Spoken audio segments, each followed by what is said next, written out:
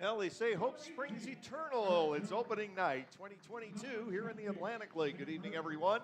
From Caramount Health Park in Gastonia, North Carolina, exactly where the Barnstormers opened the 2021 campaign, taking on the host Gastonia Honey Hunters. And for the Barnstormers, not a tremendous change in terms of the cast from where we ended a year ago. A lot of the pitchers are back, a lot of the young pitchers, but what is different is that the Barnstormers have a pitching coach now and a veteran left-hander on the staff, two people who can work with the youngsters, and they look for great improvement on the performances of a year ago. Good evening, everyone, from Gastonia, North Carolina. Dave Collins, glad to be back with you for the 17th season of Lancaster Barnstormers baseball, the 5th year with Ross Peoples at the helm. It's a little bit of a gamble. While you see a lot of changes on the Atlantic League rosters with other ball clubs, Ross decided to stick with the young pitchers that he had last year. I talked about it at length. They had a tremendous amount of promise. We all saw that last year. The Nile Balls and the Augie Silks and the Tyler Laportes, et cetera, et cetera, et cetera.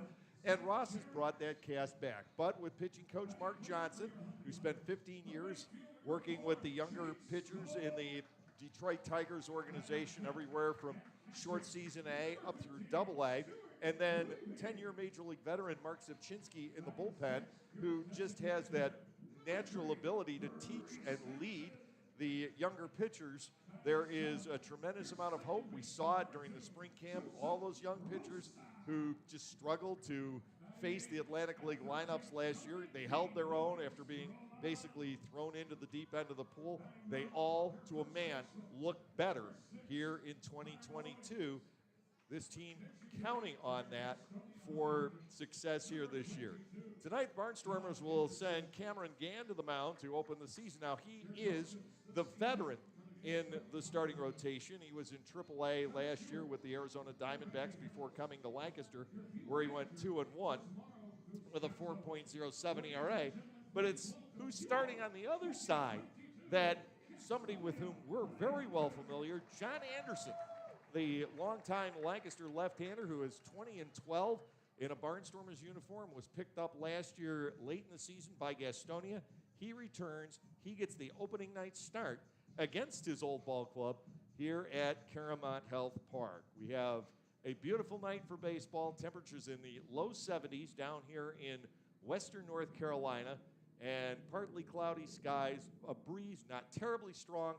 It is blowing out to left field in this hitter-friendly ballpark. And right now, a moment of silence, and we'll have our national anthem shortly. Ladies and gentlemen, at this time, if you would, please rise. Gentlemen, please remove your caps. As we honor America with the singing of our national anthem. Performing tonight's anthem, please welcome Megan Cochran. Oh, say, can you see by the dawn's early light what so proudly we hailed at the twilight's last gleaming, whose broad stripes and bright stars through the perilous fight o'er the ramparts we watched were so gallantly streaming, and the rockets red the bombs bursting in air gave proof through the night that our flag was still there. Oh, say does that star-spangled banner yet wave o'er the land of the free and the home of the brave?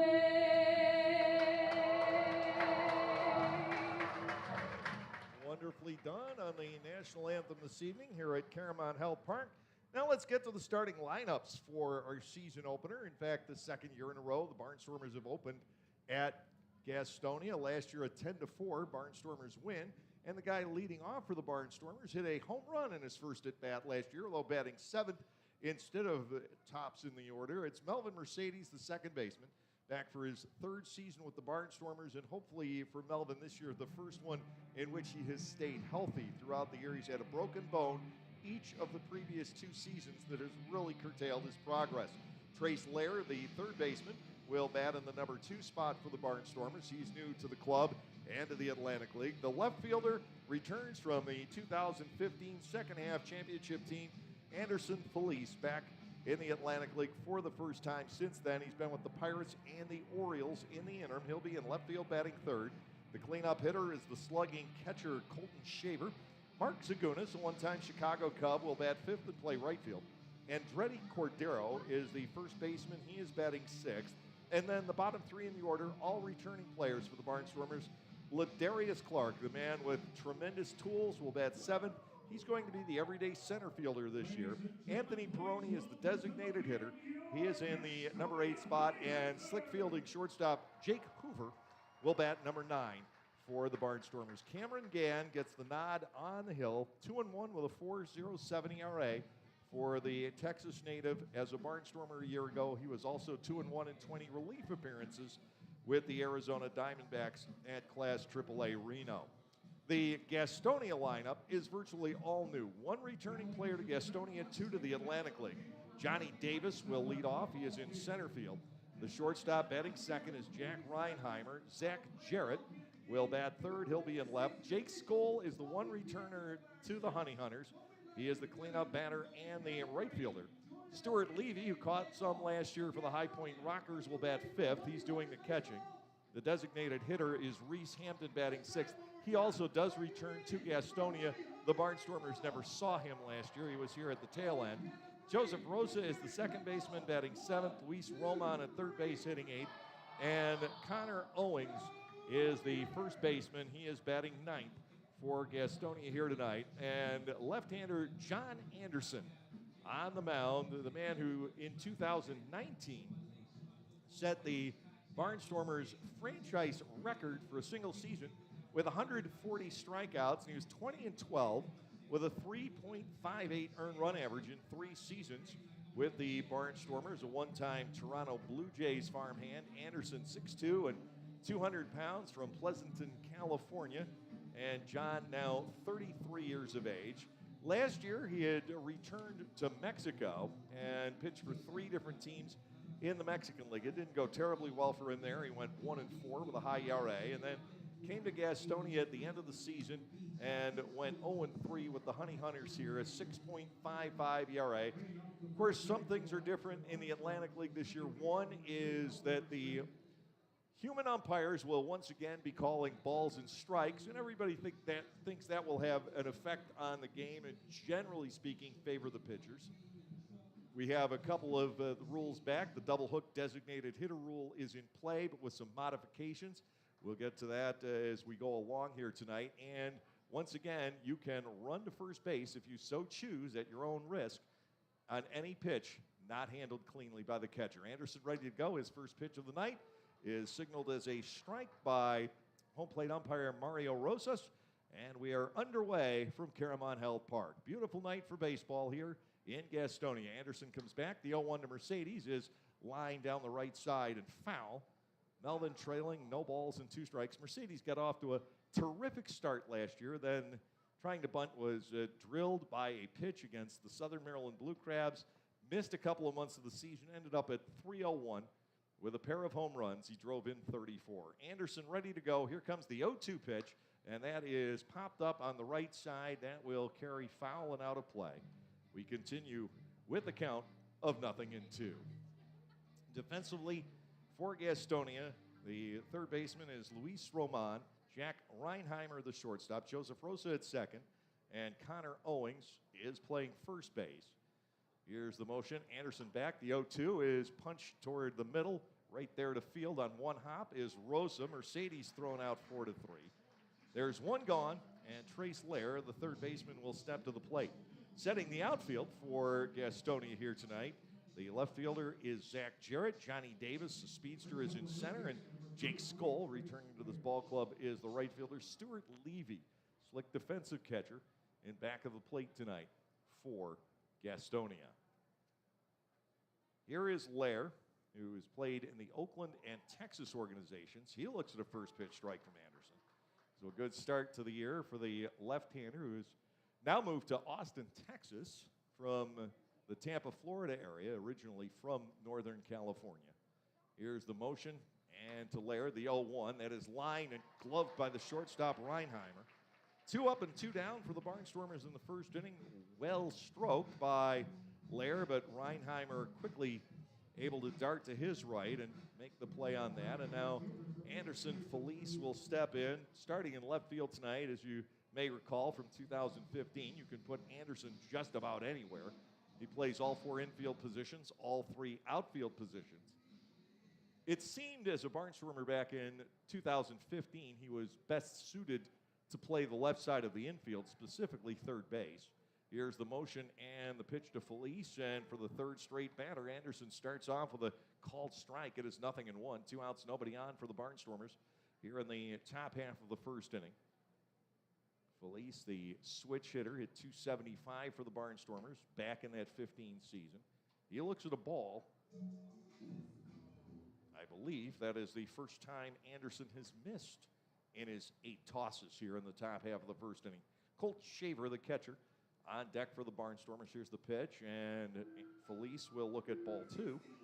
2 balls and 1 strike. We have a 1-hop ground out and a line out so far for the Barnstormers as we get this 2022 season underway. The Barnstormers coming off a very positive spring training. They went 3-1-1. High pop-up foul out of play off the bat of Felice, and it's 2-2. Lancaster had some great pitching efforts during the spring camp. We saw some exceptional fielding, one thing that we anticipate seeing all year. And there was some excitement at the bat, a lot of it provided by the guy on deck, Shaver, who had a couple of home runs. They were monster shots and a couple of doubles, swung on and missed.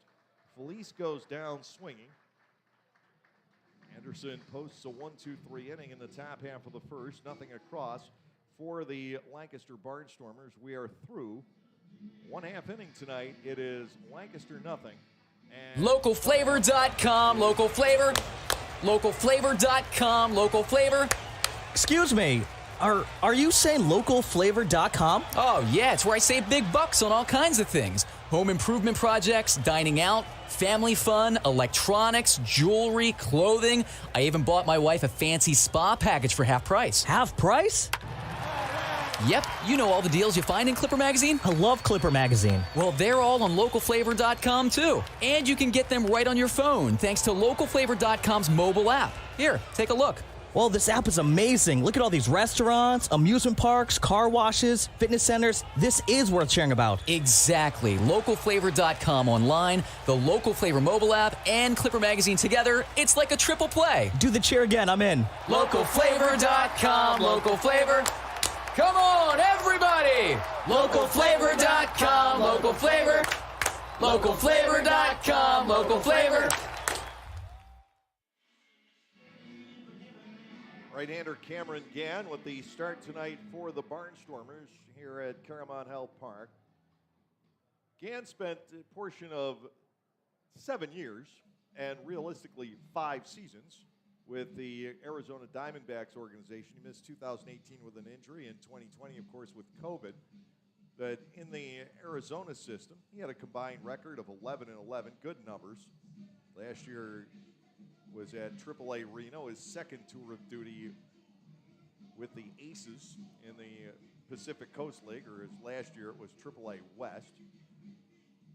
With the Barnstormers, he made his first ever start in the professional ranks anyway, back on August 29th, struck out 11 West Virginia Power, or as it would be now, Charleston Dirty Bird hitters, tying the season high by a Barnstormer. He looked awfully good as a starter. He's getting the opportunity not just to start this season, but to work opening night for the Barnstormers. 29-year-old from Texas, lives in the Dallas area. 6 feet tall, 203 pounds. He was the 27th round pick for the Diamondbacks back in 2015 out of Stephen F. Austin University in Nacogdoches, Texas. Behind him defensively, the third baseman for the Barnstormers is Trace Lair. The shortstop is Jake Hoover. Melvin Mercedes with the start at second base, and Andretti Cordero is over at first. Anderson Felice is in left with Ladarius Clark in center, and Mark Zagunis in right. Colton Shaver is doing the catching. Kelly Dugan in that cold weather during spring training had a little bit of a muscle tweak. He's not expected to be out any length of time as far as we know, but not in the lineup here this evening. And Devon Torrance, the other guy on the bench. The Barnstormers are waiting on the arrival of a 12th position player that will beef things up on the bench a little bit. Cameron Gann with his first pitch is outside and low. Ball one, no strikes to switch hitting Johnny Davis, who spent 8 games in the major leagues with the Tampa Bay Rays, largely as a pinch runner. Swing at the 1-0 pitch, popped up, third base side. Over goes Larry. He's got plenty of room in foul ground, but just can't quite get there. It was bouncing off the railing to the third base dugout. And of course, that's enemy territory over there. Gastonia, one of 2 teams in the league that occupies the third base dugout at home. And Lair pulled up just a shade shy of that. This has probably the biggest foul territory down the baselines of any ballpark in the Atlantic League. And Lair, not used to being here, lost his bearings, thought he had run out of room. He really hadn't. And now it's 1 ball, 1 strike to Davis. Gann will fire and miss low, 2-1. Cameron with the Barnstormers last year struck out 34, walked 18 in 24 and a third innings. He gave up 21 hits and 11 earned runs. Here comes the 2-1 delivery, and that misses. Gann has fallen behind Davis. 3 balls and a strike, and Davis, the leadoff hitter for Goose Gazzo and his ball club. You don't necessarily want to let that guy get on. Here's the 3-1. It's chopped to Mercedes. Easy chest-high bounce. Melvin will fire on. Davis retired 4-3. Gann able to battle back from the 3-1 deficit in the count, get the out. And Jack Reinheimer, the shortstop, will come to the plate. Reinheimer, last season, hit .242 with 4 homers and 34 runs batted in for the Tacoma Rainiers out in the AAA West. They've gone back to the original league names, and for that, I am grateful. It's the PCL once again, Pacific Coast League. Here's the motion. Gann to the shortstop. It's a called strike. 0-1. One would have to anticipate that Gann and Reinheimer are somewhat familiar with one another from last season. The motion and the next offering. This is lined out towards center field. Here comes Clark, but he'll have to take it on a bounce. Reinheimer becomes the first base runner of the season. And that is true of the entire Atlantic League because we have the earliest start. There are 3 other games tonight in what is now the 10-team Atlantic League. York and Long Island do not get underway until tomorrow. Reinheimer is aboard. He stole 18 bases in AAA last year. So Gann and the Barnstormers catcher Colton Shaver, who was also in the Pacific Coast League last year, will have to keep an eye on the base runner at first. 1 out, 1 on. Gann peers over his shoulder. Infield sets, double play depth. Playing on the carpet here in Gastonia. Gann's pitch is in the dirt, and Reinheimer had taken off on the motion, and he is easily able to steal second base. Meanwhile, a ball and no strikes. The count on Zach Jarrett, the left fielder. He was in the Orioles system a year ago, hit .231 with 10 homers, 40 runs batted in between AA Bowie and AAA Norfolk. Runner in scoring position now for the Gastonia Honey Hunters. A 1 ball and no strike count to Zach Jarrett, the left fielder. Gann, who struck out 8 in 5 spring innings, delivers 1-0 pitch, grounded on the left side. There is Hoover. He will set and fire across the diamond to Cordero. No possibility of Reinheimer advancing on the play, so he's still at second with now 2 outs. Jake Skoll, the right fielder, will step in. Skoll was with the Honey Hunters the entire season. It was a patchwork quilt of a ball club opening weekend. The Honey Hunters did not look very good when we came here. The Barnstormers took the first 3, and Then Gastonia was able to capture the finale of that series on the Sunday afternoon, rallying late. And then when Gastonia got to Clipper Magazine Stadium, they just took over the ballpark on Prince Street. They won 5 of 6 meetings there, with several of those wins double figures. Breaking ball is high, ball 1 and no strikes on Skoll. And you could see the difference just in Skoll alone. Opening weekend, as he was just getting reacclimated to baseball, he hadn't played since 2016. He was 2 for 13, struck out 7 times against the Barnstormers staff. Well, at Clipper Magazine Stadium, as there is a swing and a miss, and it's 1 ball and 1 strike on Skoll. At Clipper Magazine Stadium, Skoll was 8 for 23. He hit 3 home runs and drove in 10 in those 6 games. Jason Rogers, Joshua Saleh just took the Barnstormers to task in our ballpark. Here's the pitch, and that is a second strike recorded on the outside corner. Gann has the edge at 1-2. We're scoreless in the bottom half of the first inning at Caramon Health Park. The Barnstormers failed to get a base runner. 2 outs and a runner at second base for Gastonia in their half of the inning. Gann needs one more quality pitch to get out of the inning. He's at 1 ball and 2 strikes on Skoll. The right-hander sets at the belt. Gann will fire and get a swing and a miss on a pitch in the dirt, but Shaver cannot find it. A wide turn at third by the lead runner, Reinheimer, as Skoll will get to first on the wild pitch. It was right there for the taking, but Mario Rosas, the plate umpire, had to get in between his feet, and he was in the way. And the Barnstormers, Gann and Shaver, are going to complain a bit to Rosas that he sort of interfered with that play, and it should be a dead ball. Ross Peoples out to intervene and make sure his starting battery doesn't run afoul of the law, known as Mario Rosas, the home plate umpire, and they're having a discussion about it. But as it stands, it's a 3rd strike wild pitch, and that, under the rules, is still a strikeout. It's not a hit as it would be if you run before the 3rd strike under the new version of the drop pitch rule here in the Atlantic League. And now Ross at least gets the umpiring crew to huddle up and discuss it.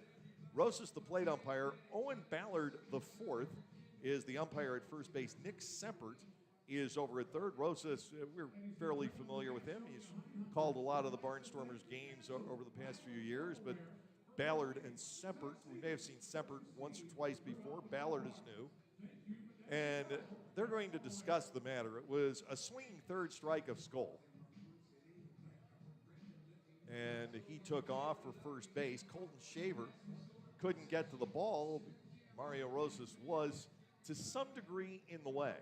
Now, the Barnstormers are trying to get the call overturned and get it ruled as a strikeout. I don't know if they have any justification for doing so, but it is certainly worth the argument. It's going to stand as it was. Shaver certainly is not happy about it. Runners will be at first and third with 2 outs, and the catcher, Stuart Levy, will come to the plate. Levy hit .237 a year ago for the High Point Rockers with 11 homers and 52 runs batted in. They have 4 catchers listed on the roster with the Honey Hunters this year. The 3 of their 4 reserve players tonight are listed as catchers. The only exception is the well-traveled around the Atlantic League a year ago, Cesar Trejo, who is now with Gastonia. First and third with 2 gone. Gann goes to work, and this is blocked by Shaver. It is 1 ball and no strikes. Reinheimer, the runner at third. Skoll is aboard at first base. Strikeout and a wild pitch, and with that, the inning continues for Gastonia. 1 ball and nothing, the count on the right-handed batting Levy. Runner goes from first. The throw goes through from Shaver. That ticks off the glove of Mercedes. Reinheimer will hold at third. Skoll has stolen second.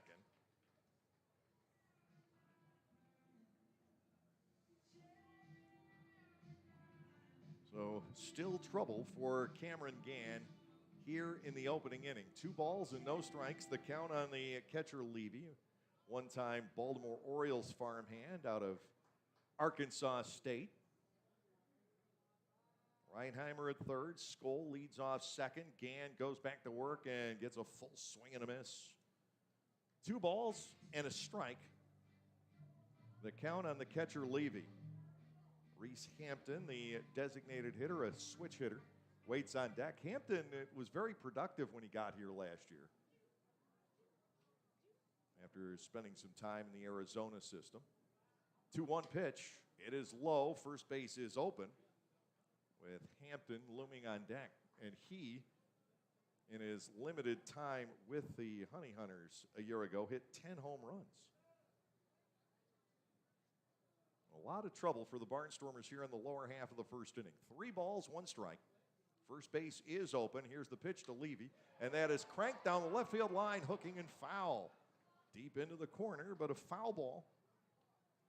Plenty of side rotation on it. Carried it several feet across the line by the time it touched down on the carpet. 3 balls, 2 strikes to Levy from Cameron Gann, who was a starting pitcher in his collegiate days back at Stephen F. Austin. He put together a composite record of 19 and 13 there. Infield is deep to make the play on the catcher Levy. Here's the motion. Gann with the 3-2. This is popped up foul, and it will twist on out of play over on the first base side. Gann, who exerts plenty of effort in every pitch, will have to throw at least 1 more here in the first inning.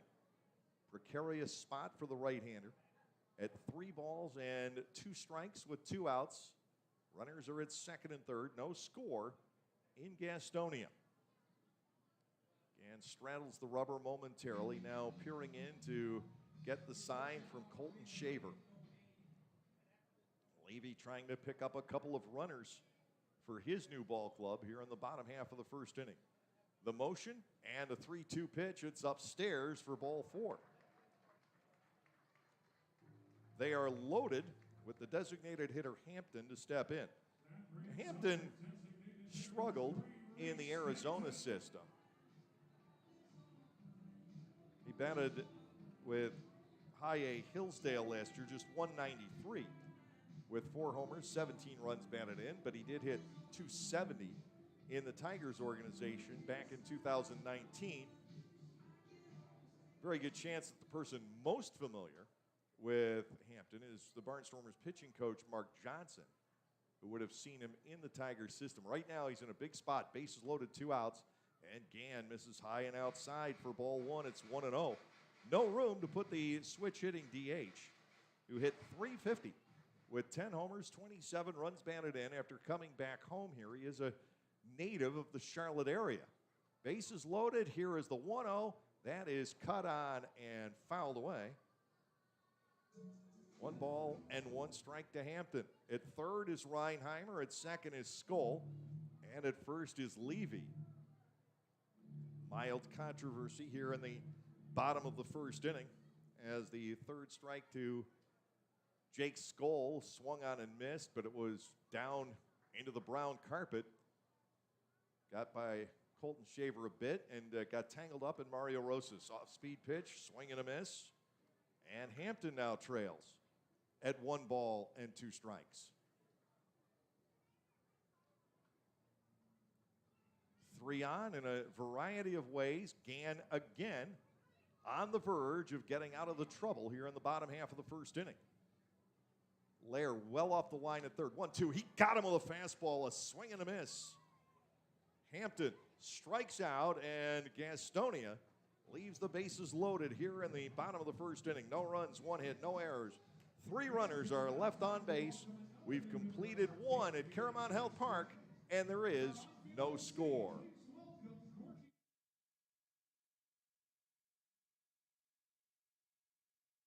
Lancaster County Motors Subaru once again presents the Subaru Outdoor Experience.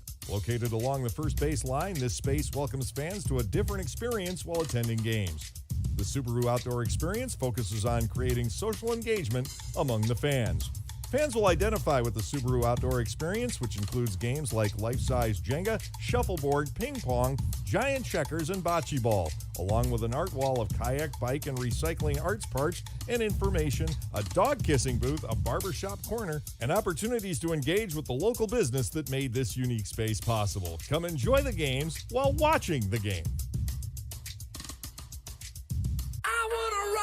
Rock with the 5-time Tony Award-nominated musical Rock of Ages at Dutch Apple Dinner Theater, April 22nd through May 14th. When a development company plans to turn the Sunset Strip into another strip mall, it's up to a group of wannabe rockers to save the day and the music.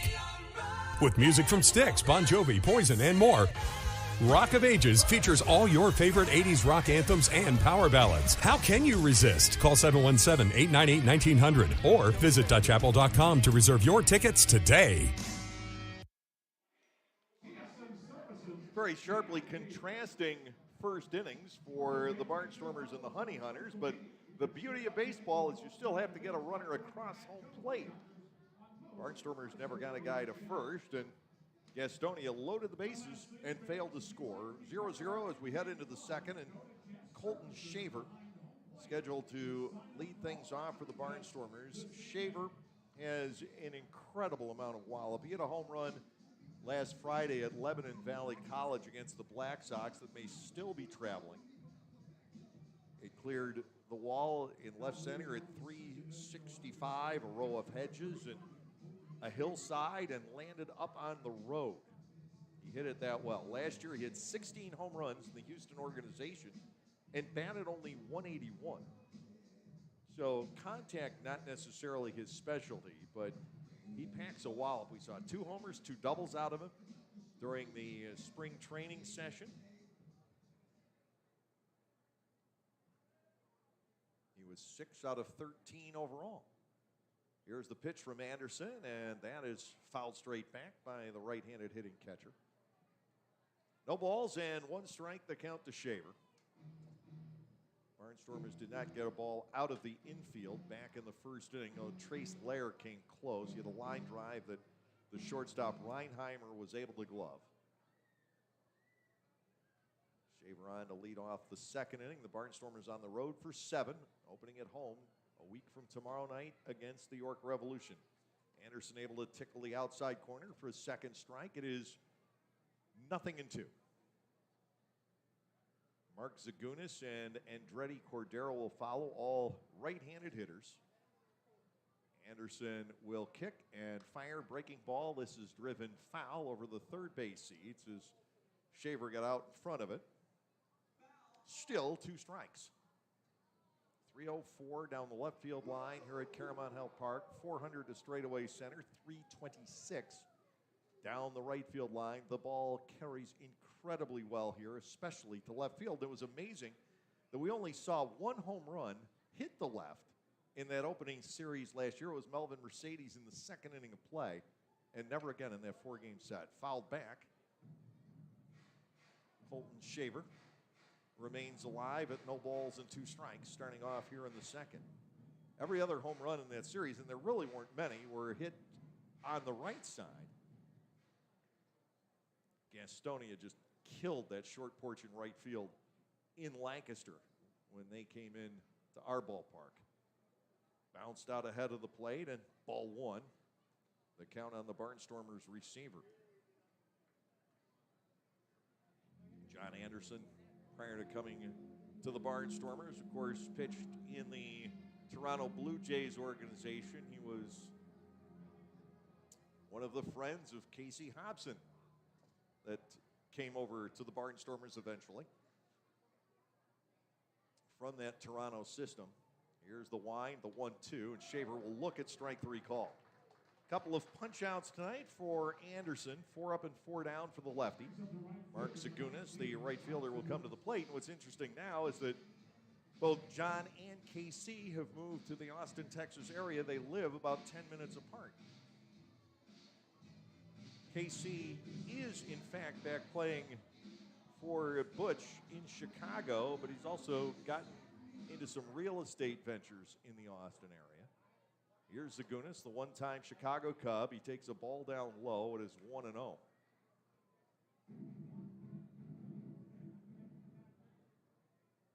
Anderson had a couple of stints at AAA with the Blue Jays. Foul ball back. And to Zagunis, it is 1-1. A lot of time at AA New Hampshire. Came to the Barnstormers in 2017. Largely a reliever. He made the conversion to the rotation in the 18 season. In 2019, he had a fabulous year, 11-8 with 140 strikeouts. Here's a pitch. That is cut on and missed, and he's got Zagunis at 1-2. Whatever happened to John last year, as his numbers were not what we're accustomed to seeing or what he's accustomed to producing. He seems to be past that hurdle now. He's looking brilliant here tonight. 1-2, and it is inside and low. Zagunis, the New Jersey native, with a count of 2-2. Andretti Cordero waits on deck. Felice and Cordero came in on Friday and didn't get as many swings in as the rest of the guys. Swinging a ground ball to the left of the third baseman, Roman. He'll fire across. Zagunis is retired. The Barnstormers have yet to pick up their first base runner of the game. Cordero, a guy who back in 2019, before the mess that was the COVID-19 pandemic, hit .270 with 16 home runs and 82 runs batted in at AA Frisco in the Texas organization. He got lost in the shuffle. Ended up in the Frontier League last year. Did not do terribly well. The pitch to him from Anderson is lifted out to right field. And darting over to his left, his glove side, is Jake Skoll to make the catch. Good swing for Cordero. Didn't get quite enough of it. And nothing across for the Barnstormers for the second consecutive inning here. No runs, no hits, no errors, and nobody left on base. We'll head to the bottom half of the second inning here in Gastonia. It's the Barnstormers nothing and the Honey Hunters nothing.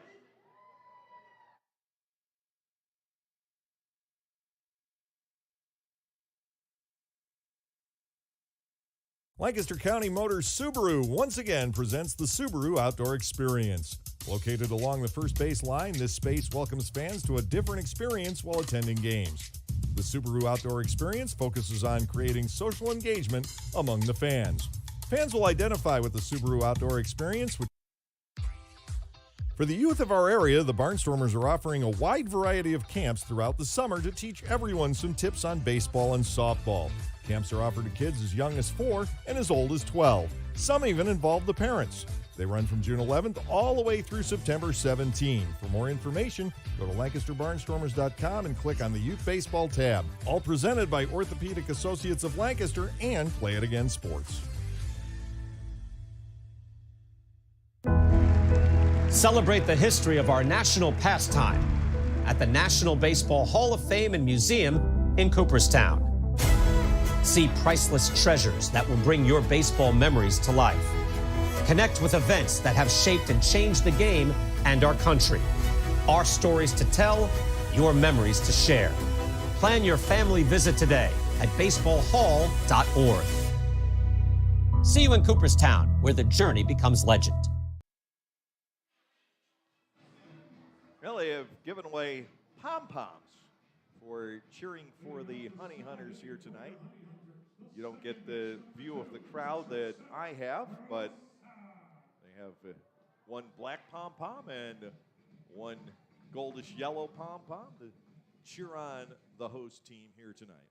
Now, Joseph Rosa, the second baseman, leads off here in the second inning. He's batting from the left side of the plate. I have him listed as a right-handed batter. But it's strike one.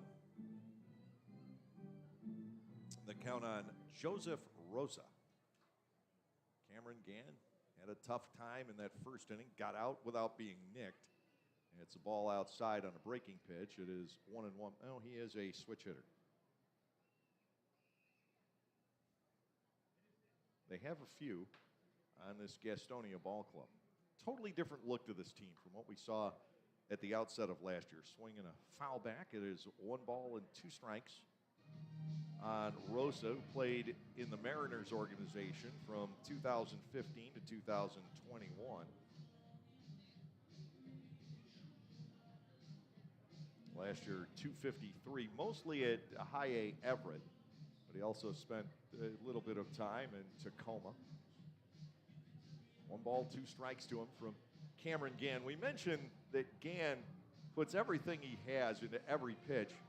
He has the Chris Everett backhand kind of grunt as he releases every pitch. And as long as the sound is the same, whether it's a fastball or a slider, changeup, whatever, you're okay. You do that with a fastball. You don't do that on your secondary pitches. Hitters are going to get awfully hungry very quickly, but I was watching and listening during spring training, and it is the same no matter what the pitch. 2 balls and 2 strikes. Scott Schumann does a little bit of it as well, but not nearly as demonstratively as Gann does. 2 balls, 2 strikes. DeRosa leading off here in the second. Luis Roman, the third baseman. Connor Owings, the first baseman, to follow. Here is the pitch, and that is grounded on the right side past the diving Andretti Cordero into right field. Rosa's on to start the second. He has the second single of the game for the Honey Hunters. Now left-handed batting Luis Roman, the third baseman, will step in. Roman bounced around the partner leagues a year ago. He hit .302 for our old buddy Pete Incaviglia at Tri-City in the Frontier League, and then .303 at Kane County in the American Association. Overall, 8 homers and 43 runs batted in for Roman, who was a 23rd round pick for the Padres initially. A ball is low from Gann, 1-0. Already 2 stolen bases tonight for Gastonia. Rosa swiped 22 in the Mariners organization a year ago. One would have to think that Gastonia will continue to start its runners until the Barnstormers can shut down the track meet. He's going to stay put. Big swing and a miss by Roman, and the count evens at a ball and a strike. Another lefty on deck in Connor Owings. 7 new faces to the Atlantic League in the starting lineup tonight for Gastonia. The Barnstormers have Lair, Shaver, Zagunas, and Cordero, 4 that are new. Throw to first base, and they have Rosa in a rundown. The throw comes back to Melvin, and he is staying alive for a while, eventually to be tagged out by the third baseman, Trace Lair, is Rosa. So technically, he is caught stealing. And it will be 1-3 to 6-5. There may have been another participant in there. So it's 1 out, nobody on. They lose the base runner. 1 ball, 1 strike is the count on the third baseman, Roman. 4 different Honey Hunters have reached base so far. They haven't been able to produce. Here's the pitch, a chopper to the screen over on the first base side near the on-deck circle for the Barnstormers, and it's 1-2. Gann struck out 2 in the opening inning, but 1 reached on the drop third strike. See it in the camera. Looks like there's a fire out beyond the left field fence, a good ways beyond it. Ball 2 is low. 2 balls and 2 strikes. The count from the big Dallas Cowboys fan, Cameron Gann. Tough time getting outs, and the pitch count is climbing for the right-hander. 2-2 pitch. Breaking ball, that is swung on, foul tipped, and Shaver holds. Gann records strikeout number 3, and he is a big punch-out guy. We saw that last year with the 11 strikeouts in 5 innings against West Virginia in his first start. 2 are gone here. Connor Owings will step in. Our first look at the left-handed batting first baseman. He has some power, hit 10 home runs, but only 190 with the Gateway Grizzlies in the Frontier League a year ago. And he's a product of that great baseball program at Coastal Carolina, which has produced some notable Atlantic Leaguers in the past. Barnstormers have had a couple of them. Of course, Pete Andrelzik played there. Tyler Bortnick swung on and missed, and it's 1-1. And earlier, one of the legendary Atlantic Leaguers, double L19, Luis Lopez of the Bridgeport Bluefish for quite a number of years. Corner infielder. Here's the wind. Gann deals. That is popped up. And not too many have had at least a better single season with the Chanticleers than Owings did in his senior season, when he hit .352 with 16 homers, 57 runs batted in, and had a .1094 OPS. But not here. He looks at strike three called. Gann notches his fourth strikeout of the evening. No runs on a hit, no errors, and nobody left on base. We come to the end of the second inning, still no score here in Gastonia.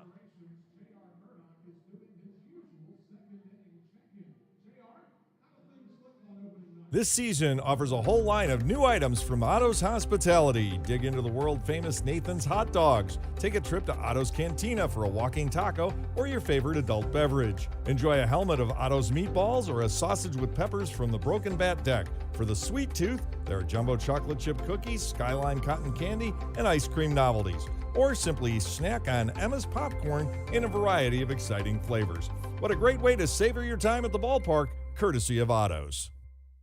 There is a weekend in July where the baseball world revolves around a village in upstate New York. Baseball Hall of Fame induction weekend in Cooperstown is an unforgettable experience full of family-friendly activities and priceless moments.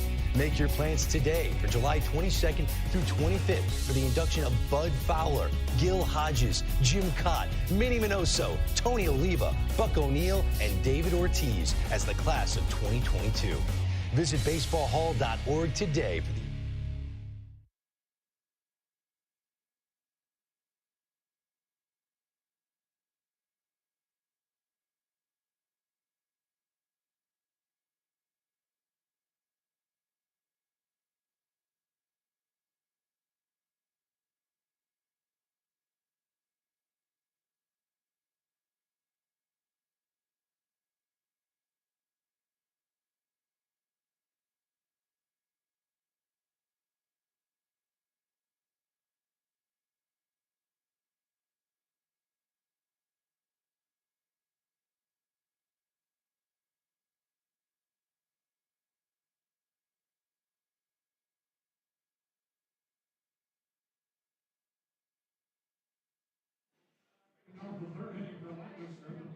Ladarius Clark, the center fielder, will get things started in the Barnstormers half of the third inning.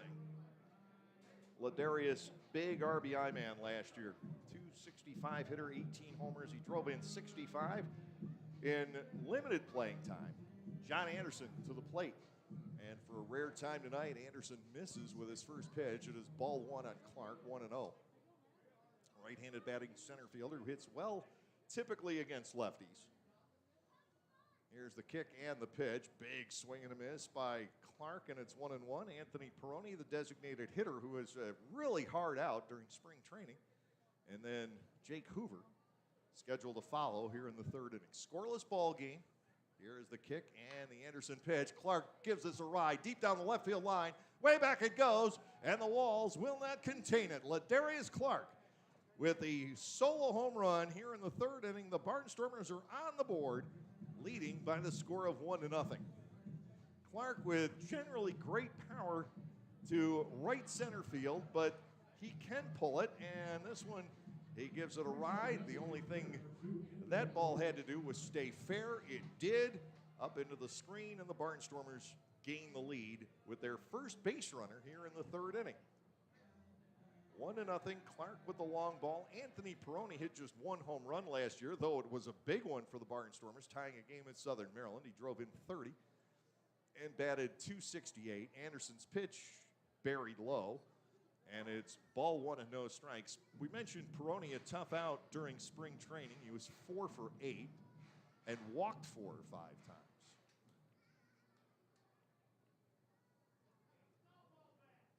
Here's the pitch, and the fastball gets the knees. The count levels at 1 ball and 1 strike.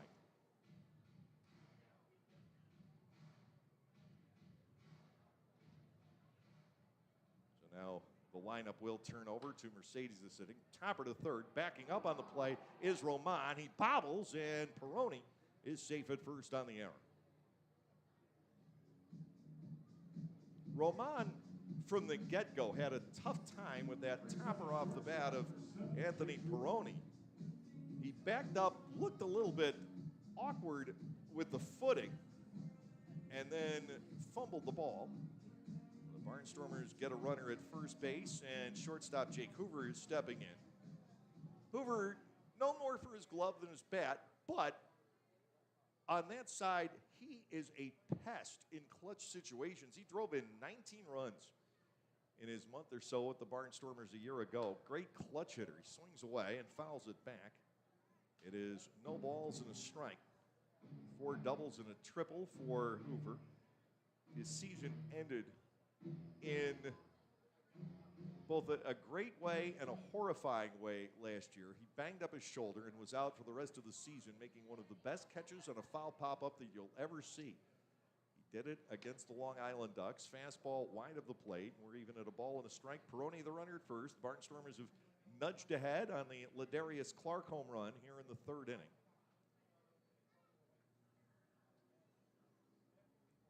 Clark is such an exciting player to watch. He's just a big play guy. Makes phenomenal plays in the outfield, has that incredible arm, steals a lot of bases, pick-off throw to first, but Peroni had no inclination to go, and he's back in standing. Anderson has a very good move to first base. The Barnstormers will have to be careful. I'm sure that Ross is alerted into that, having managed John for 3 years. A ball and a strike to Hoover. Peroni leads from first. Here's the pitch. Hoover swings away and fouls it off his foot. Ouch. 1 game, 1 bruise for Jake Hoover. Mercedes, the second baseman, is on deck. Still getting some fairly significant smoke out beyond the left field wall. Hopefully the local firefighters have whatever that is under control.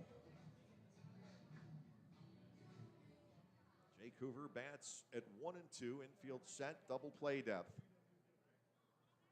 Anderson out of the stretch, looks toward first, looks again. He's going to throw to first. Again, Peroni is back in standing. Anthony not experiencing the A-plus move out of Anderson, but at the same time, Peroni isn't the Barnstormers' biggest threat to go. He stole 1 a year ago.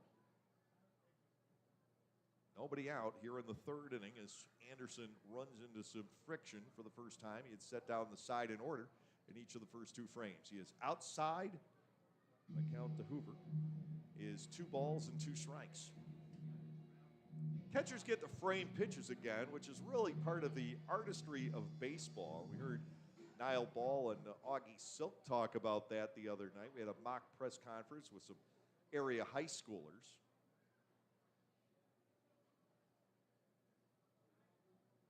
Two pitch. Hoover looks at ball 3. That is low, maybe a little bit outside also. Full count. You have the option to send Peroni. I don't know that is a road that Ross Peoples will go down.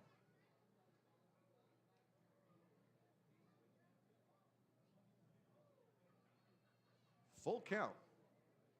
Peroni stays put, and the pitch is knocked on the right side. A ground ball fumbled by Rosa. He can't find the grip. And Barnstormers are safe at first and second on back-to-back errors, as the Gastonia infielders are having some difficulties with the hops off the carpet here. Roman and Rosa on back-to-back plays, and the Barnstormers are set for a potentially big inning right now. 1-0 Lancaster on the home run by Clark. Melvin Mercedes coming to the plate with Peroni at second, the speedy Jake Hoover at first. You could see Melvin bunt. Roman knows it's a possibility. He's up at the edge of the green over at third base. Owings is much deeper at first. Anderson, the left-hander, is going to spin and stare Peroni back. Lancaster with one on the board, one of those unfortunate situations where the home run came before the errors and not afterwards to make Gastonia pay the ultimate price. And Lancaster still an opportunity for a significant inning here in the third. Runners take their leads. Anderson works out of the stretch. Here's the pitch, and Mercedes gets ball one down and away. Trace Lair, the third baseman, the on-deck hitter. Mercedes able to spray the ball around. They play him to hit to the opposite field, especially in the outfield. If he pulls the ball down the left field line, he can run for a while. But at the same time, the ball can't get really deep into the corner at 3:04. Anderson's pitch, Mercedes goes reaching for it and fouls it off. 1 ball, 1 strike to Melvin. The Barnstormers' exciting second baseman. So much fun to watch at the plate, but even more so in the field. If you try to think about the best defensive second baseman in Barnstormers history, it probably is Melvin Mercedes. You got to think about certainly Gilberto Mejia from back around 11 years ago or so. Fastball is outside, ball 2, 2-1. But I really believe that Melvin should get the nod.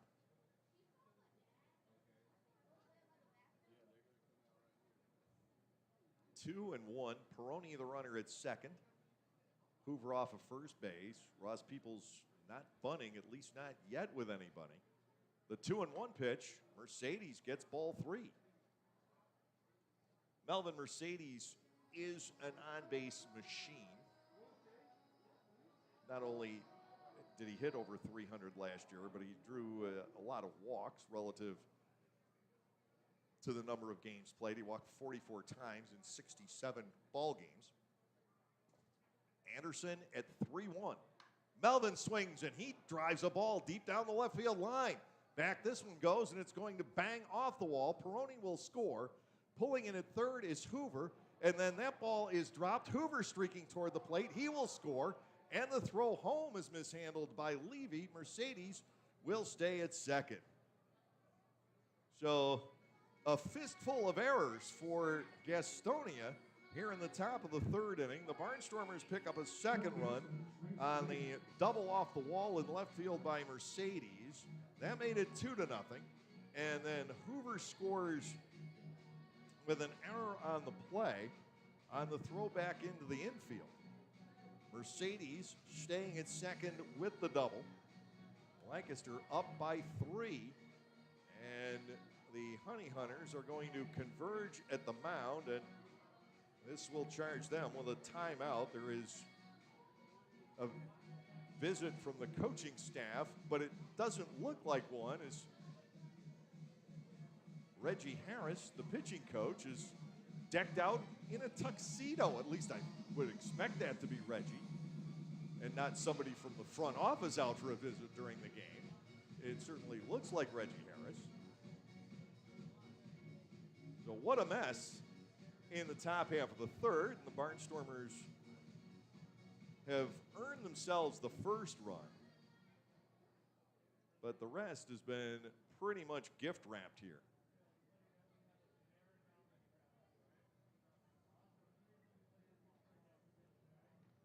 The batter is Lair. He lined to short his first time up.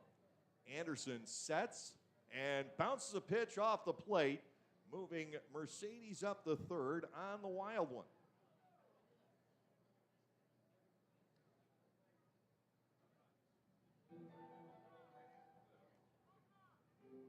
Now there will need to be some corrections made to the box score following tonight's game. I see a couple of bobbles already.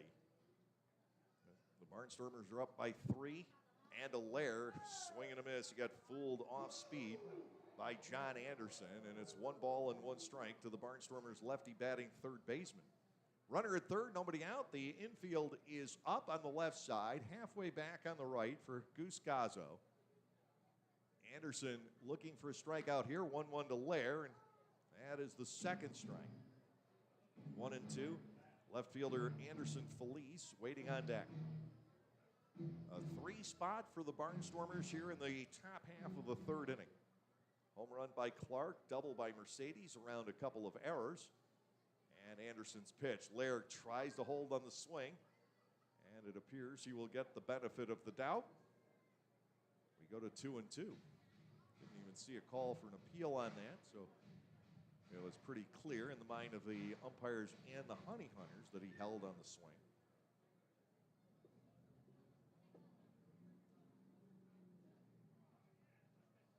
Here's the pitch. That too is low. Lair to a full count at 3 balls and 2 strikes. Well, they did not charge a third error this inning, but it was fairly evident that Hoover had stopped at third and then took off again when one throw got away. Here's the payoff. Lair with a swing and a fly ball out toward center field. Backing up on it is Davis. No chance to get Mercedes. He can trot home on the Lair sacrifice fly. And the Barnstormers pick up a 4th run in the inning. Going ahead 4-0 here against the Gastonia Honey Hunters. Anderson Felice will step in and bat with the bases empty, 1 out. And the 4 runs home. The way this should break down this inning, 2 hits, 3 errors. And as far as Anderson would be concerned, only 1 earned run. That on the home run by Clark leading off. Down low, Felice gets the early advantage. Ball 1 and no strikes. But it has been the kind of an inning that will wear a pitcher out in his first start of the season. It will grind him down. Ball 2 to Felice, 2 balls and nothing. Anderson was very economical through the first 2 innings. His pitch count now approaching 50. 2 balls and no strikes. The count to Anderson Felice. The pitch missing away. 3-0. Shaver, the on-deck hitter. Clark left the park down the left field line. Mercedes hit one off the wall in the same neighborhood. 2 errors and a sac fly. Also in the inning, a called strike. Felice with no thoughts about going for the pitch, and it's 3-1.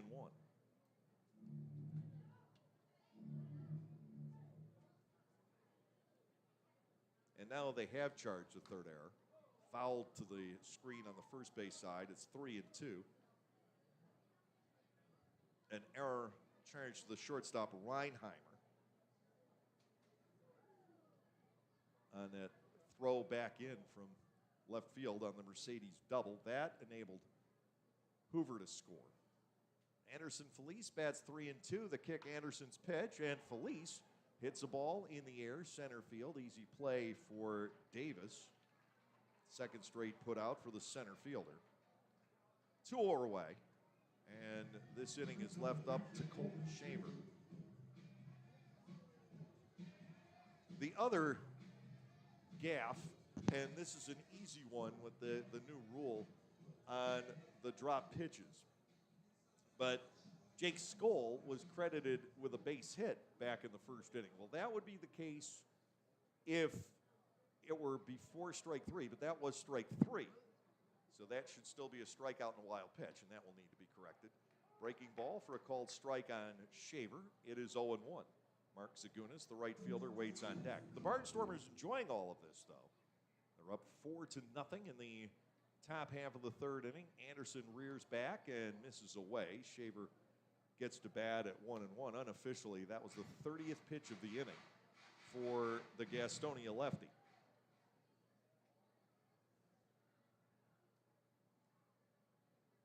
Here's the 1-1 offering. It too is low. Colton Shaver batting at 2-1. Cameron Gann in his first couple of innings has thrown the ball 38 times. inside.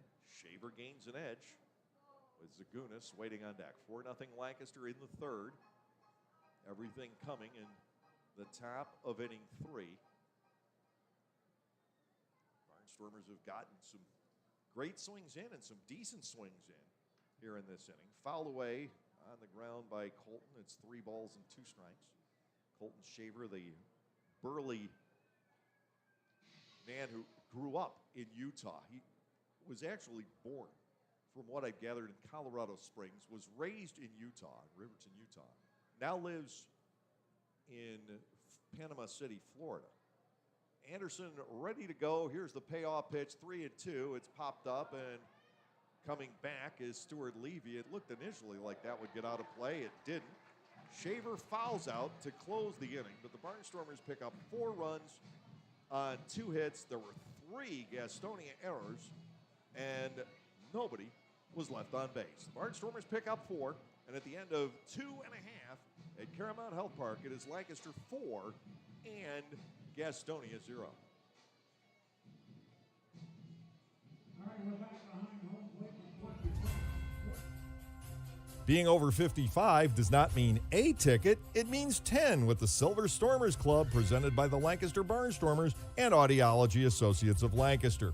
Anyone 55 and over can enjoy baseball action at every Tuesday home game for only $50 on the season. That is nearly a 70% savings.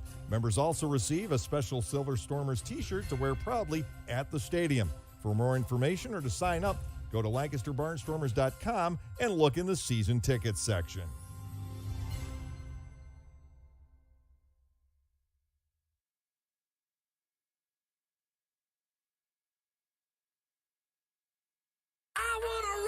Rock with the 5-time Tony Award-nominated musical Rock of Ages at Dutch Apple Dinner Theater, April 22nd through May 14th. When a development company plans to turn the Sunset Strip into another strip mall, it's up to a group of wannabe rockers to save the day and the music.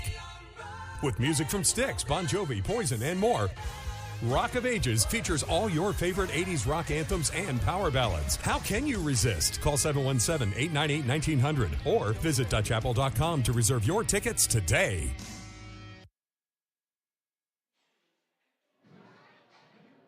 The Barnstormers getting the home run by Clark, the double by Mercedes, and some help from the Gastonia defense. They put together a 4-run inning in the top half of the third, staking Cameron Gann to the lead.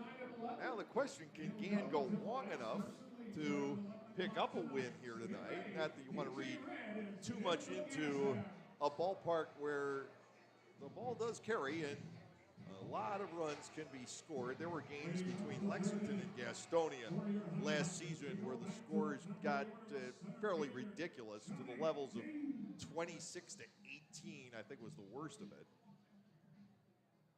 And it's 4-0 here in the third inning. Gann has allowed 2 hits. He has walked 1, struck out 4, thrown a wild pitch, and gotten out of it without a scratch. Delivers a strike to Johnny Davis, the center fielder. It's 0-1. Last year, Davis played for a couple of different teams in the Mexican League and hit a combined .306. That's hit on the ground. Mercedes into the hole, there to field and throw. Cordero handles the toss. Davis retired. There's 1 out. Jack Reinheimer, the shortstop, will come to the plate. Reinheimer with the first of the 2 hits off of Gann tonight.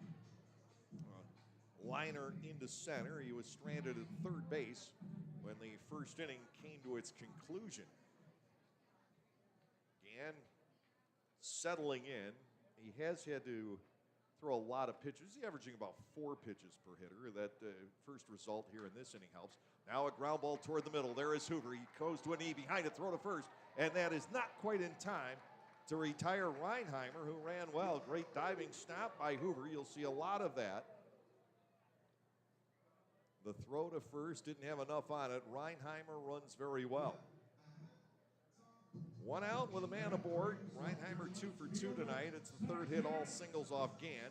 Zach Jarrett, the left fielder, stands in. He grounded out to Hoover back in the first inning.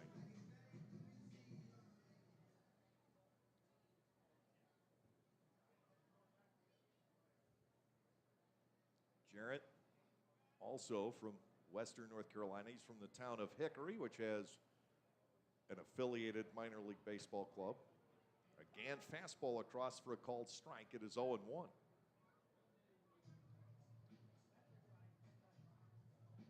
One out, one on. Reinheimer already with a steal in the ball game tonight. He had 18 in AAA last year, held by Cordero over at first base. Gann comes to the set, the pitch, popped onto the outside corner, and very quickly, Cam is ahead at 0-2. Because Gann threw twice in the spring games, once for 2 innings, once for 3, you can certainly see Ross being able to extend him to 5 innings here tonight. I was right, Reggie Harris in a tuxedo. So I would have to think that's Chuck Stewart coaching over at third. High pickoff throw to first, and a long way for Cordero to go to try and track that one down, and Reinheimer can sprint all the way to third. E1 on the pickoff. Again, wild high to the 6-foot-tall Andretti Cordero over at first base. A misfire on the part of the Barnstormers, and we see the 4th error of this 3rd inning. Zach Jarrett now will bat with a runner at third base and 1 out in the inning. No cause for the Barnstormers to bring the infield in here with a 4-run advantage. 0-2, the count to the left fielder, Jarrett. And would want to go for the jugular, but he misses low. He couldn't tempt Jarrett to try and swing at that one, and it's ball 1 and 2 strikes. Jake Skoll, the right fielder, waits on deck. Gann just has to keep pitching his game and shake off the bad pickoff throw. Here comes the 1-2. Breaking ball popped up and foul. It will get out of play. We continue at a ball and 2 strikes. It's opening night 2022 here in the 10-team Atlantic League with the additions of the Staten Island Ferry Hawks and the Wild Health Genomes, who will share Wild Health Stadium with the Lexington Legends. In Kentucky, swing and a miss at the fastball, and that is a big second out for Gann, with Reinheimer still parked over at third base. Cam with his 5th strikeout tonight, and Skoll will step in. Skoll reached on the 3rd strike wild pitch back in the 1st inning. Other games around the Atlantic League tonight.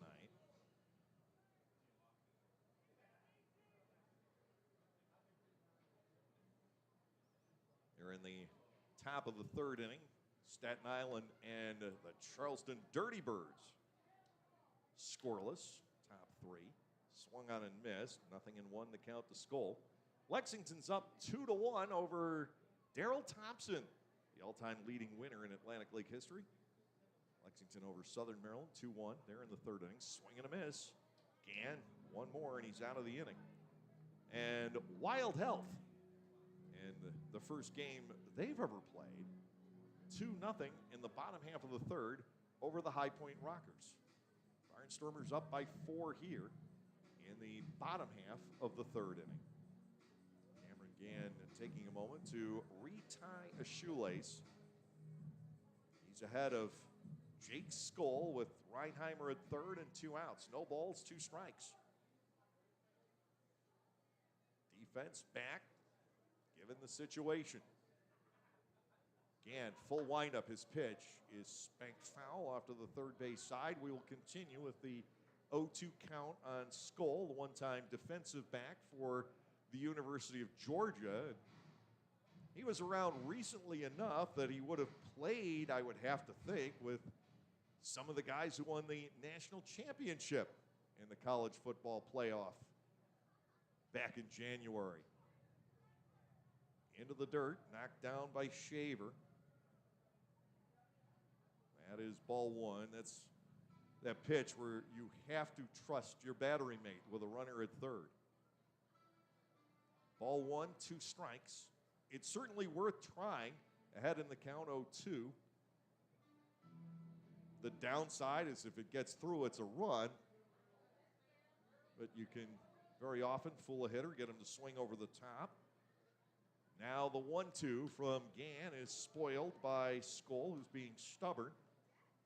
continuing at a ball and 2 strikes. Jake Skoll was a D1 defensive back. We had 3 of them in the Atlantic League last year. 2 remain. Devon Torrance is still here. I don't believe Jared Mitchell is playing anymore, but I may be wrong.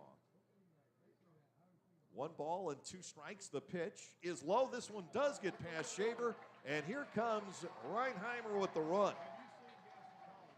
Well, there have been some misfires between Gann and Shaver tonight, and it has been costly. We'll get a ruling on that one. I think wild pitch. I'm going to go with that temporarily. It will be an unearned run, but it's now 4-1, and Jake Skoll has worked the count back to 2 balls and 2 strikes. Gann hasn't been able to get rid of the cleanup hitter, and eventually it means a run, even though Skoll himself has not done anything except spoil some decent 2-strike pitches. 4-1 ball game. No, it's going down as a pass ball, I guess wrong. And it is high. Gann misses, and it's 3-2. 4-1 our score.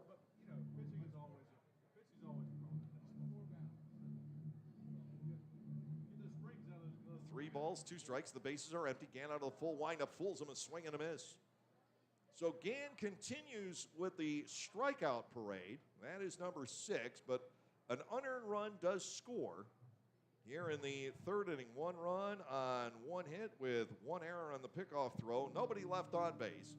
We're through 3 tonight at Caramount Health Park. The Barnstormers continue to lead the Honey Hunters, but it is now a 4-1 score. Hey, Corky, got an idea. Let's play a game. Are you sick and tired of washers that don't use enough water or take 2 hours to clean and don't last more than a few years? Well, come into Gockenauer's in East Petersburg now and let us show you the Speed Queen commercial grade laundry. Built the old-fashioned way with warranties up to 7 full years. Gockenauer's will deliver and install your new Speed Queen, and we know you'll be fully satisfied with your purchase.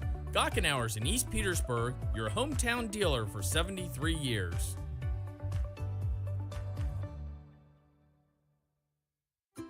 At Clipper Magazine Stadium, we have hot dogs and popcorn, peanuts, soda, and nachos. But what if, say, you are only 3 months old and mom wants to have a night out and watch the Barnstormers? Well, thanks to May Grant Obstetrics and Gynecology, the littlest of Stormer fans now have a place to go for dinner during the game.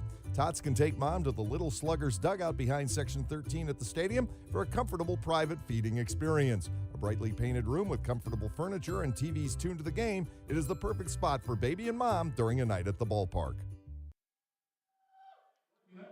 For the Barnstormers, 4 runs on 2 hits with 1 error and nobody left on base. Gastonia has 1 run on 3 hits with 3 errors. And the Honey Hunters have stranded 3. 4-1. We go into the 4th inning with Mark Zagunis, Andretti Cordero, and Ladarius Clark scheduled for Lancaster. The home schedule begins a week from tomorrow night against the York Revolution. It is a very odd schedule this year. There are just clusters. The Barnstormers play 13 of their first 16 on the road. And late in the season, from mid-August to early in September, they play 21 of 24 on the road. But there is a stretch, as John Anderson reaches the outside corner on Zagunis for a strike. There is a stretch from July 1st through August 14th where the Barnstormers play 29 home games and 8 in York, only 3 out of Pennsylvania. There is a high pop fly off the bat of Zagunis out along the right field side. Giving chase is Jake Skoll, and he's able to make the interception on a foul pop fly, 1 out. Referring back to his days as a defensive back in college, of course. 1 gone, and here is Andretti Cordero, who flied out to reasonably deep right field back in the 2nd inning. Lancaster with just the 2 hits, but both have been for extra bases by a couple of the returning players. Ladarius Clark with a home run, Melvin Mercedes a double in the 4-run 3rd inning. Anderson perfect in his other innings. Pitch to Cordero is low. It is ball 1 and no strikes. This would be a 1-0 game on the Clark home run on earned runs. There's a swing by Cordero. It wasn't so much that he brought the bat around, except he brought his entire body around on that, trying to bail out of the way. We have a count of 1 ball, 1 strike here in the 4th inning. Anderson with the pitch, and Clark will punch that foul out of play. 1 ball, 2 strikes. There had been some action in the Gastonia bullpen during the 4-run 3rd inning. But John back out there for the 4th, and he's settled back down. Here is the 1-2, and Clark swings and Cordero rather swings and misses at the breaking ball. That is out number 2. Clark will step in. Again, it's going to take Anderson Felice and Andretti Cordero a little while longer. They missed, realistically, the first 5 days of what is an abbreviated spring training anyway. And Felice hasn't played in the U.S. since 19, and Cordero didn't play much last year. He was in the Frontier League for a little bit. Here is Clark, swinging and missing. It is 0-1. Top of the 4th, Lancaster leading by 3.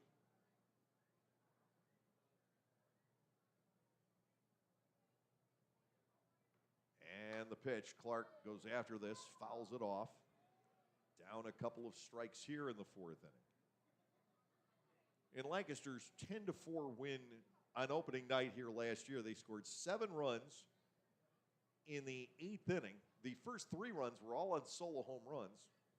7 runs in the 8th, and then gave up 3 runs in the bottom of the 9th. Breaking ball missing. Clark able to lay off, and it is ball 1 to him. 1 ball and 2 strikes. The home runs last year, we mentioned that Mercedes homered on opening night. Clark did as well, so history has repeated itself there. And Caleb Gindel hit one, the first of his 34. 1-2. Clark goes reaching. Anderson chalks up another strikeout. That is his 4th, and he has his 3rd 1-2-3 inning. Nothing happening for the Barnstormers in the top half of the 4th. Through 3.5, Lancaster still on top by the score of 4-1. Localflavor.com, local flavor. Localflavor.com, local flavor. Excuse me, are you saying localflavor.com? Oh, yeah, it's where I save big bucks on all kinds of things. Home improvement projects, dining out, family fun, electronics, jewelry, clothing. I even bought my wife a fancy spa package for half price. Half price? Yep, you know all the deals you find in Clipper Magazine. I love Clipper Magazine. Well, they're all on localflavor.com too. And you can get them right on your phone thanks to localflavor.com's mobile app. Here, take a look. Well, this app is amazing. Look at all these restaurants, amusement parks, car washes, fitness centers. This is worth sharing about. Exactly. Localflavor.com online, the Local Flavor mobile app, and Clipper Magazine together. It's like a triple play. Do the cheer again. I'm in. Localflavor.com, local flavor. Come on, everybody! Localflavor.com, local flavor. Localflavor.com, local flavor.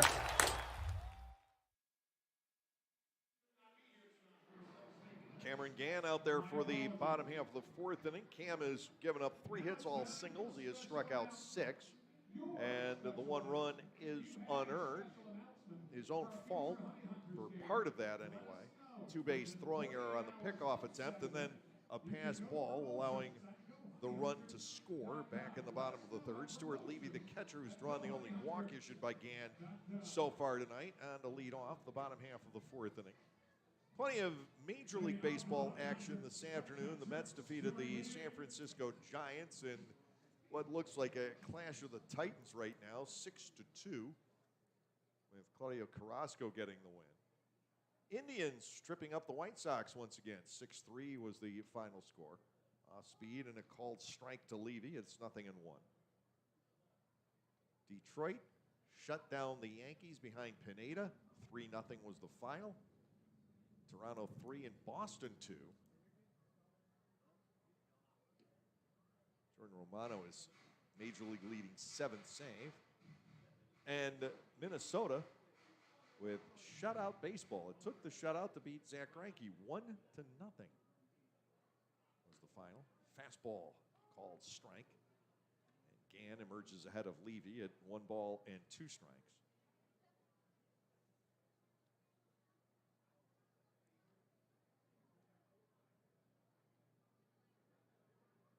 Oakland has defeated the Orioles 6-4. Nice looking breaking ball, but Levy lays off of it. 2 balls and 2 strikes. It was Arizona, one better than Washington, 4-3. Here's the pitch. That misses. And Levy has worked it to a full count. 3 balls and 2 strikes. Miami up 1-0 over the Cards in the bottom of the 3rd. They're just underway at Wrigley. Pirates and the Cubs there tonight. Texas at Seattle, the one later start. 3-2 pitch, a strike 3 called at the knees. Levy thought he had his second base on balls. Mario Rosas thought otherwise. 7th strikeout for Cam Gann here tonight. The Texan may not get to his Barnstormer high of 11 late August a year ago against West Virginia, but he is approaching it. Reese Hampton, the designated hitter, will come to the plate. Hampton went down swinging with the bases loaded to close the 1st inning. Barnstormers 4, Honey Hunters 1, bottom half of the 4th inning here on opening night 2022. Off speed, a swing and a miss. 1 strike, the count to Hampton.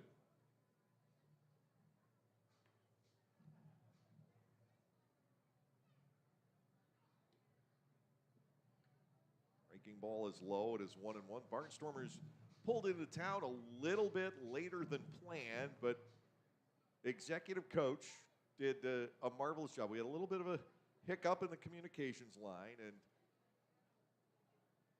our friends at executive coach did a tremendous job scrambling at the last second, getting us on the road, and we got here at 3 o'clock in the morning. Here comes the 1-2. Chopper. Gann will take it himself along the first base line. Underhanded feed to Cordero. Hampton's retired. 2 up and 2 down in the 4th. And Joseph Rosa will come to the plate. Rosa singled through the right side, leading off the 2nd inning. Gann looking for his first 1-2-3 inning. He had given up a single to one of the first 2 hitters in each of the 3 previous innings. But getting in at 3 o'clock in the morning when you live this life really is not that big of a deal. Everybody able to get a good night's rest, get up, walk to one of the neighborhood restaurants and have lunch. The Hampton Inn here had everything ready for us. It took all of about 2 minutes to get the keys into everybody's hands. And out here tonight, the Barnstormers enjoying the lead on this beautiful night. Might get chilly later. Swing and a miss by Rosa.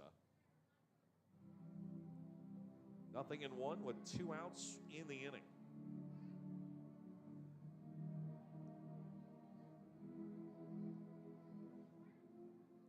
Rosa given a ton of the 3rd base line. If he hits it that way, there's no chance for the Barnstormers to make a play. 1 ball, 1 strike. Lair is basically playing shortstop. Hoover is up the middle. Mercedes into the hole, and Cordero guards the first base line. Anderson Felice is well off the line and left. That's wrapped between Hoover and Mercedes, and a line drive single as Rosa is now 2 for 2. Well hit by Rosa, and against the defense. If the Barnstormers were aligned normally, instead of playing Rosa to pull right there, they make a play on that potentially.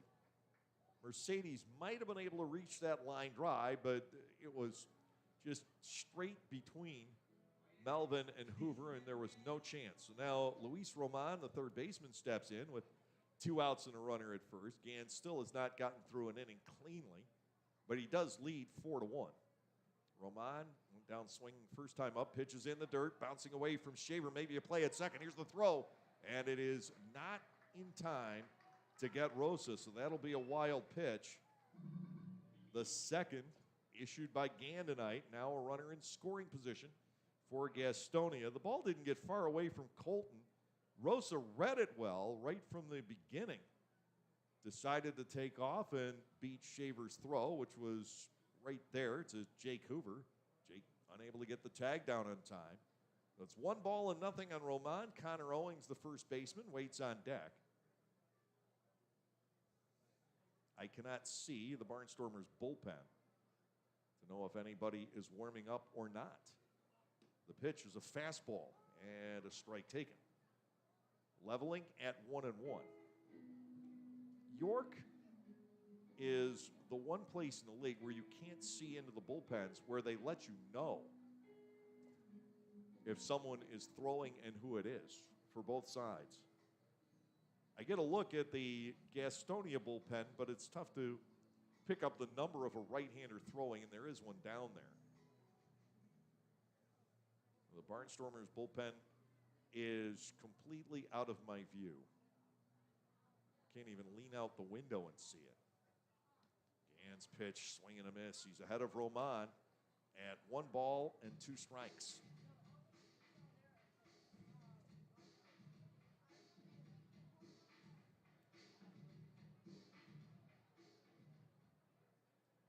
Runner at second base is Rosa. 2 outs here in the bottom of the fourth. Lancaster ahead by 3. Gann glances back at the runner. Here's the 1-2. He got him. Make it 8.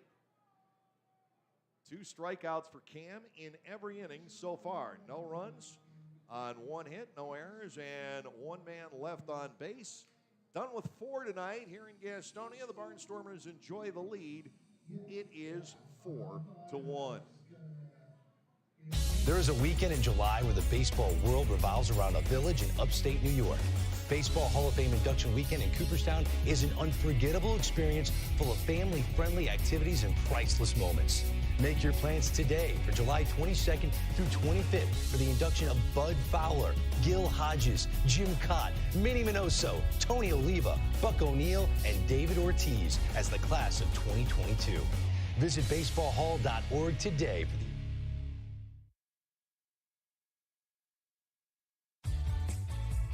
Hey kids, join the coolest club in town, the Storm Force.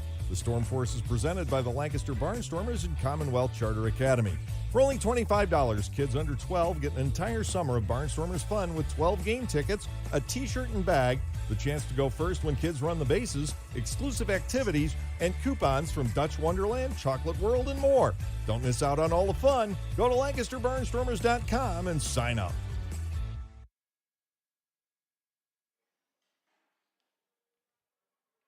We have seen the end tonight of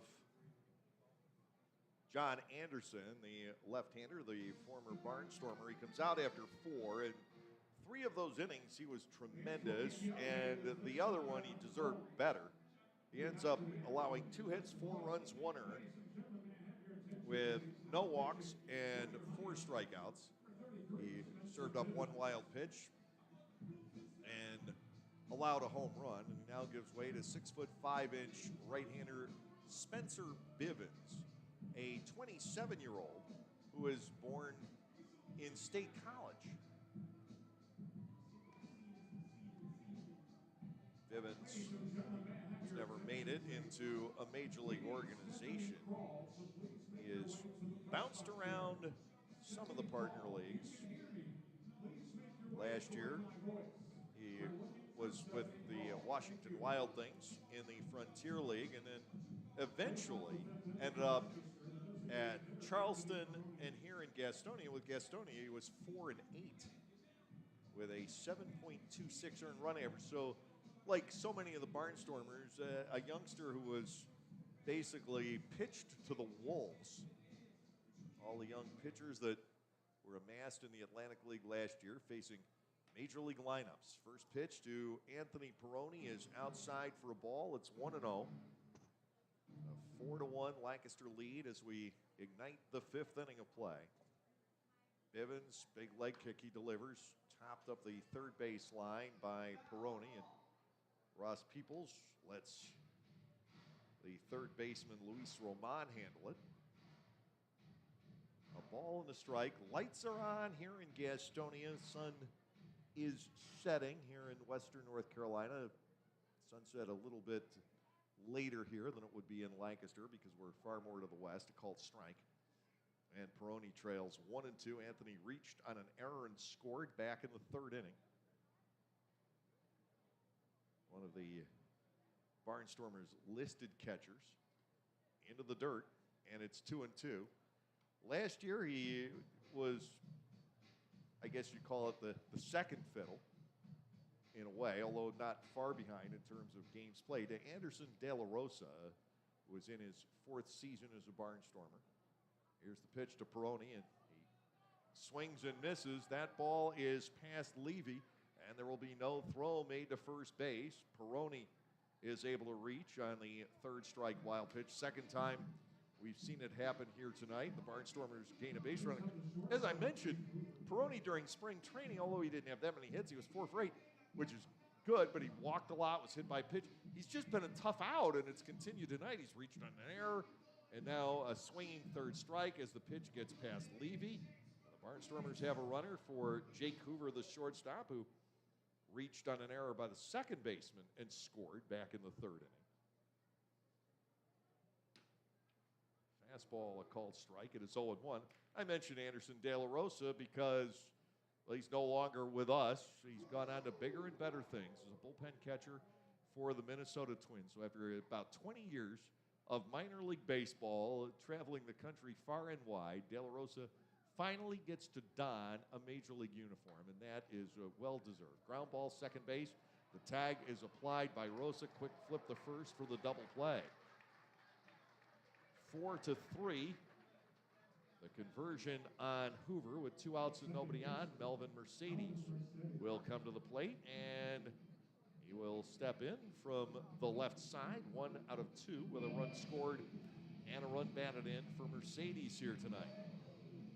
When I heard De La Rosa got a job working in the major leagues, my heart jumped. It's so well deserved. Here is the pitch, and a fastball runs inside, ball 1.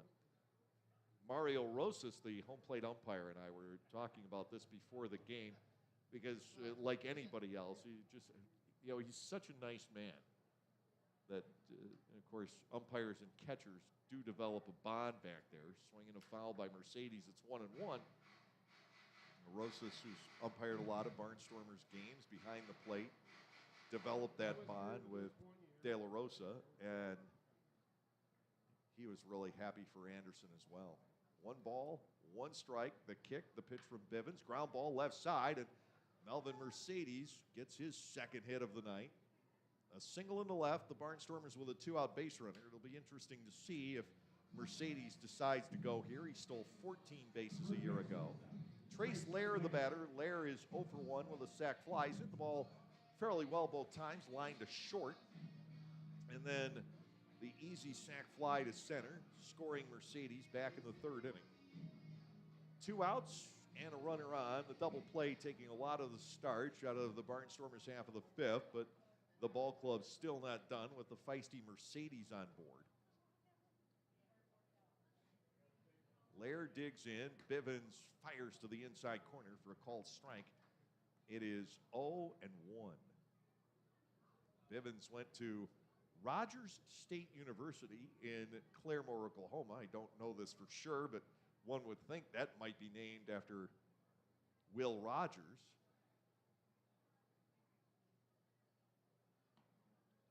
A bit away, and Lair stands in at a ball and a strike. Trace Lair from the Portland, Oregon suburb of Milwaukee, spelled I-E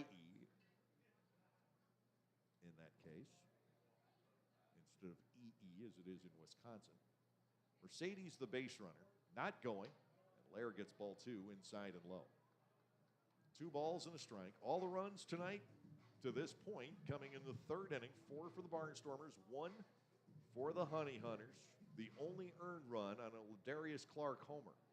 The inning was messy top and bottom with 4 errors, a wild pitch, and a pass ball. Big swing and a miss by Lair, grazed it foul actually. And it's 2 balls and 2 strikes to the Lancaster third baseman. We haven't seen any Rossi ball so far tonight. Nobody's been taking off and running. half expected Mercedes to be on the move here in the 5th inning. 2 balls and 2 strikes, the count to Lair. Mercedes holds, the pitch is grounded on the right side. Easy play for Rosa. Lair is retired. Bivens is through the 5th for the Barnstormers. No runs on a hit with no errors. 1 man left on base halfway through regulation tonight. We've got 4 1/2 innings in the books with the score. The Lancaster Barnstormers 4 and the Gastonia Honey Hunters 1. Hi everyone, Adam Gockenauer from Gockenauer Appliances, and I'm excited to tell you about a new addition to the Gockenauers family this summer season. We are now selling Titus Gas Grills. Titus Gas Grills gives you a high quality, all stainless steel grill at an affordable price, and the best thing is you can assemble it yourself in just 5 minutes. That's right, 5 minutes. Stop by to see this great grill now and mention this ad to receive a free gas grill cover with your Titus grill purchase. Gockenauers in East Petersburg.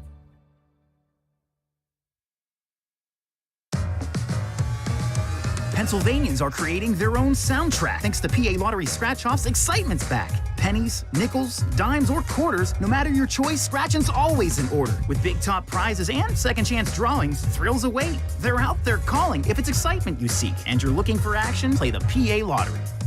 And keep on scratching. Must be 18 or older. Please play responsibly. Benefits older Pennsylvanians every day. It would not be a season of Barnstormers baseball without Adam Gockenauer and Gockenauer Home Appliances games in the 1st inning at the stadium, and his great friendship and sponsorship of our broadcasts here on the Barnstormers YouTube channel.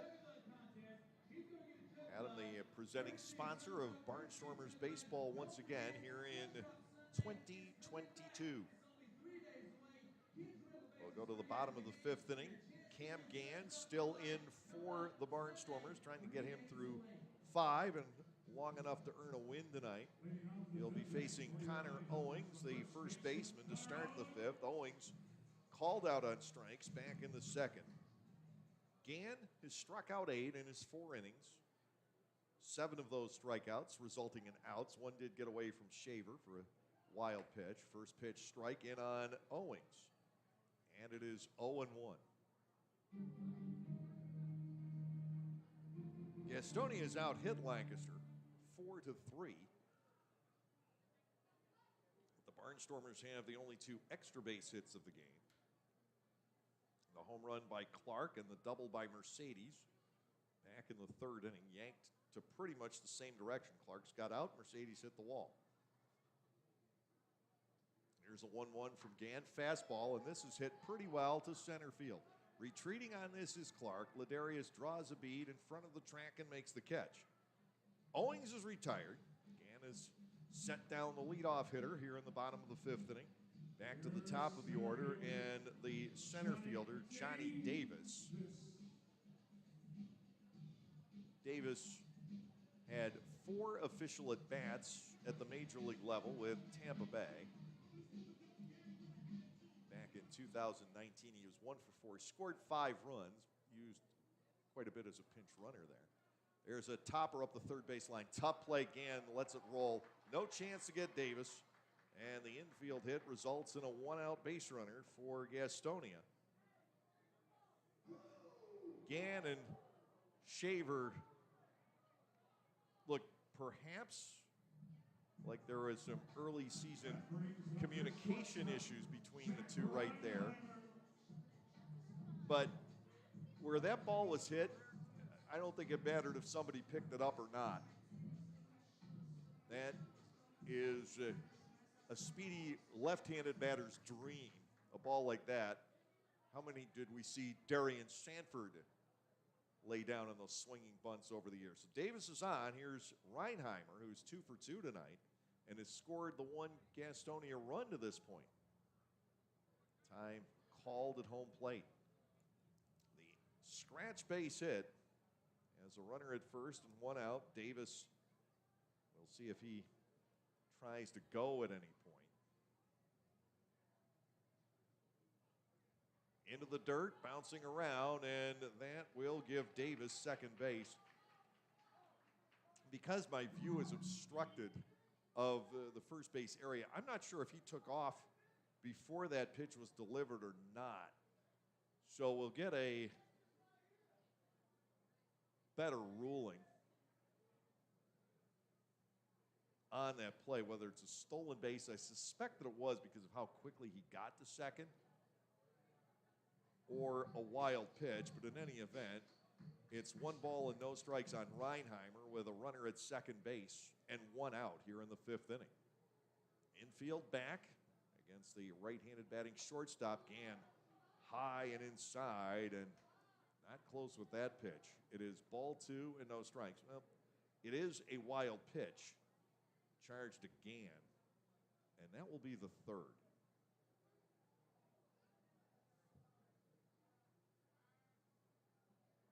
A bluff back to second.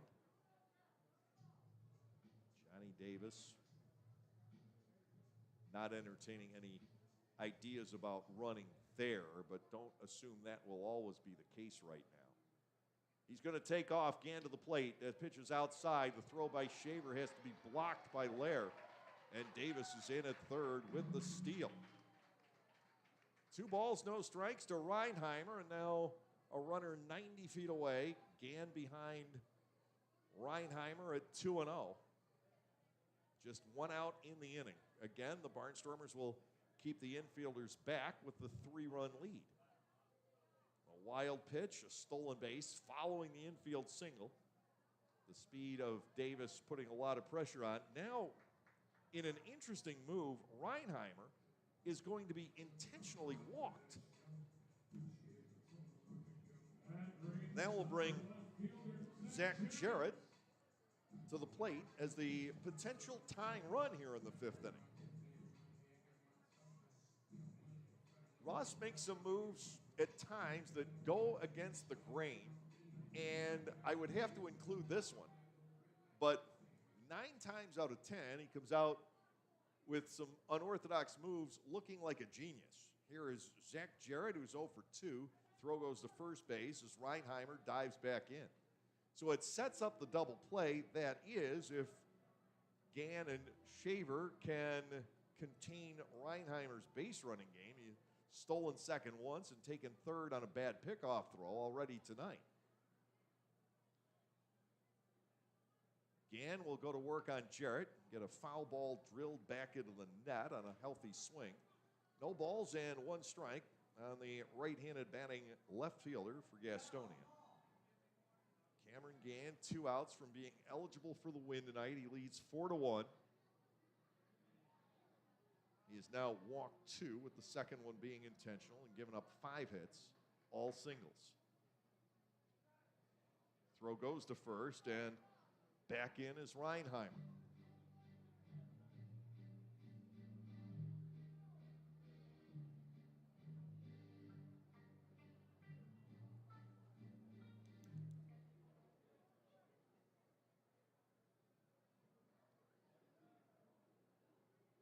Gann works from the set. Here's the pitch, and it's screamed foul, chasing the Honey Hunters bullpen. 0-2 on Jarrett, who's grounded out and struck out so far tonight. Tying run at the plate, a guy who had 10 homers in the Baltimore organization a year ago.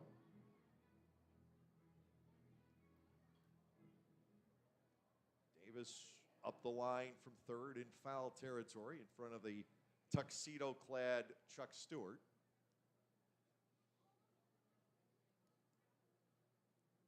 Reinheimer is over at first, and he draws another throw from Gann. It has been illegal for a while to fake the throw to third and then go to first. Never saw a pitcher better at that than Ben Fritz was. Ben, who spent some time last year as the Major League pitching coach in San Diego, no longer is there. Here's the pitch. It is high to Jarrett. That almost looked like a pitch out. Nothing was on.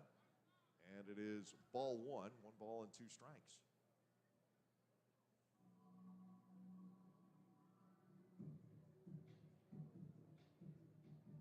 Infield set, double play depth. The Barnstormers have not really had much of an opportunity to turn one yet tonight.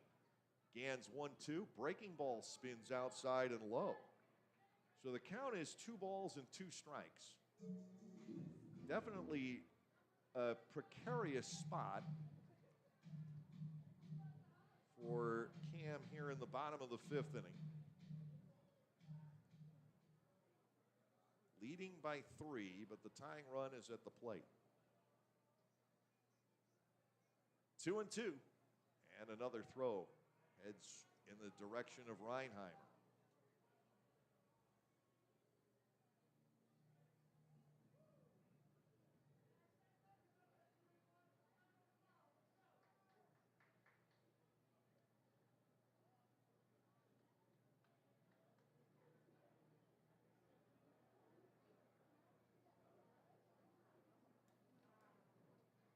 Two balls, 2 strikes. It's a big pitch, and we'll have to wait another moment or so before it's delivered. Gann at 82 pitches for the night. Anderson threw 68 in his 4 innings. Ross Peoples trying to get his starter through the 5th inning. Here on opening night. Gann is ready, 2-2 pitch. He got him with a high fastball. Jarrett is gone on strikes. That is number 9 for Gann, which matches Philmeyer from last year. Ross is on his way out, and Gann will not be able to finish the 5th inning and be eligible for the win. So he strikes out Jarrett for his 9th, but with Jake Skoll coming up, Ross is going to look for the lefty. We're going to have a pitching change here at Caramount Health Park. With the score, the Barnstormers 4 and Gastonia 1. Localflavor.com, local flavor. Localflavor.com, local flavor. Excuse me, are you saying localflavor.com? Oh, yeah, it's where I save big bucks on all kinds of things. Home improvement projects, dining out, family fun, electronics, jewelry, clothing. I even bought my wife a fancy spa package for half price. Half price?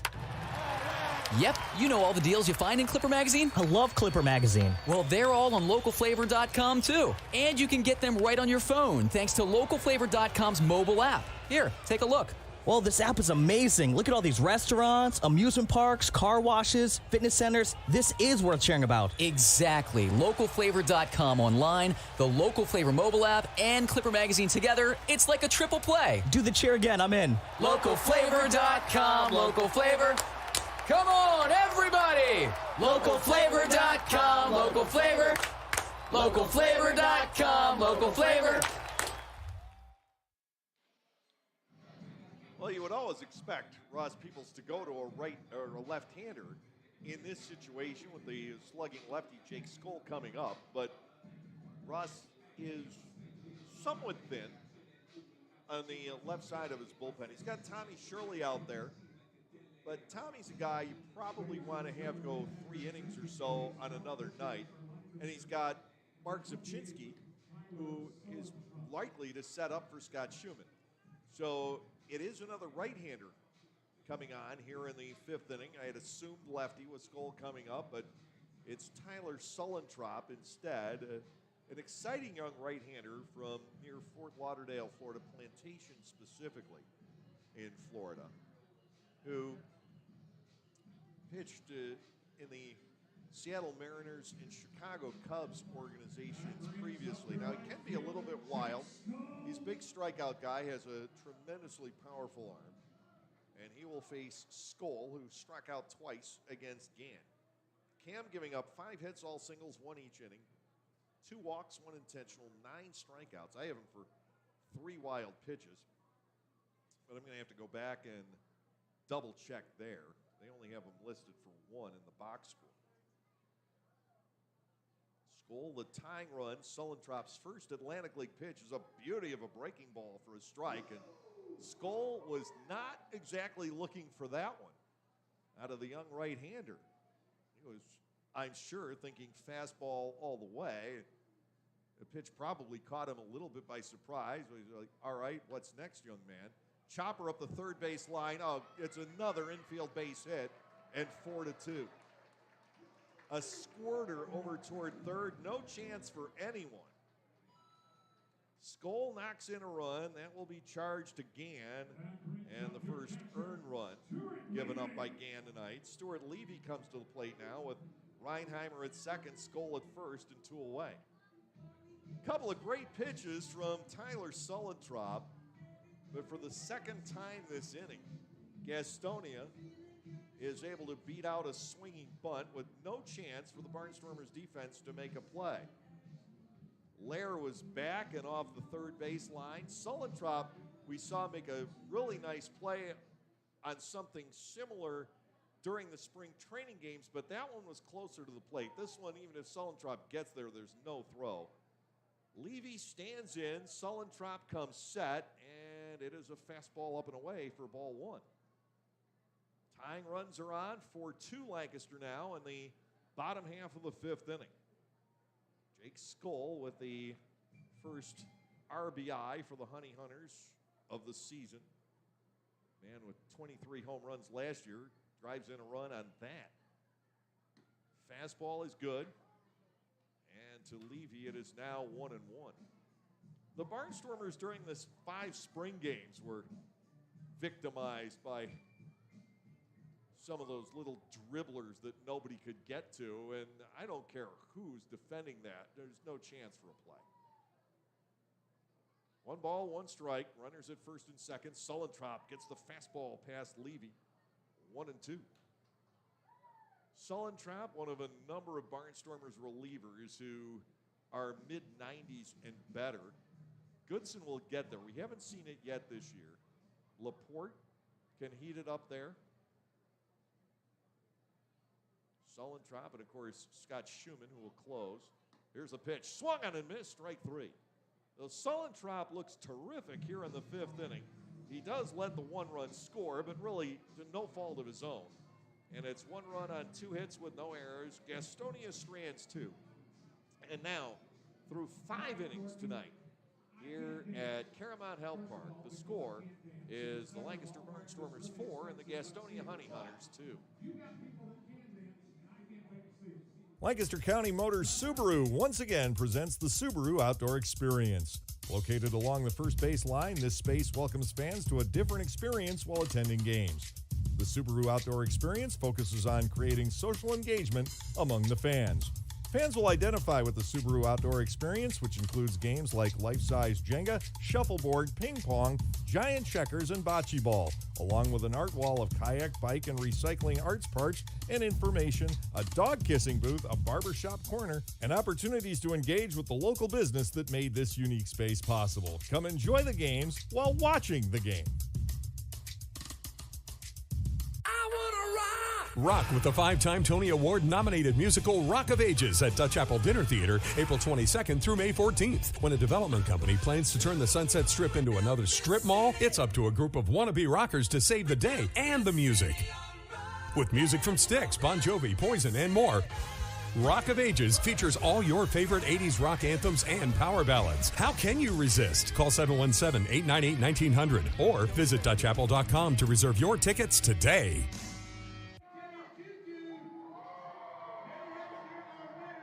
Gann worked 4 2/3 innings tonight, giving up 5 hits, 2 runs, 1 earned. He walked 2 and struck out 9.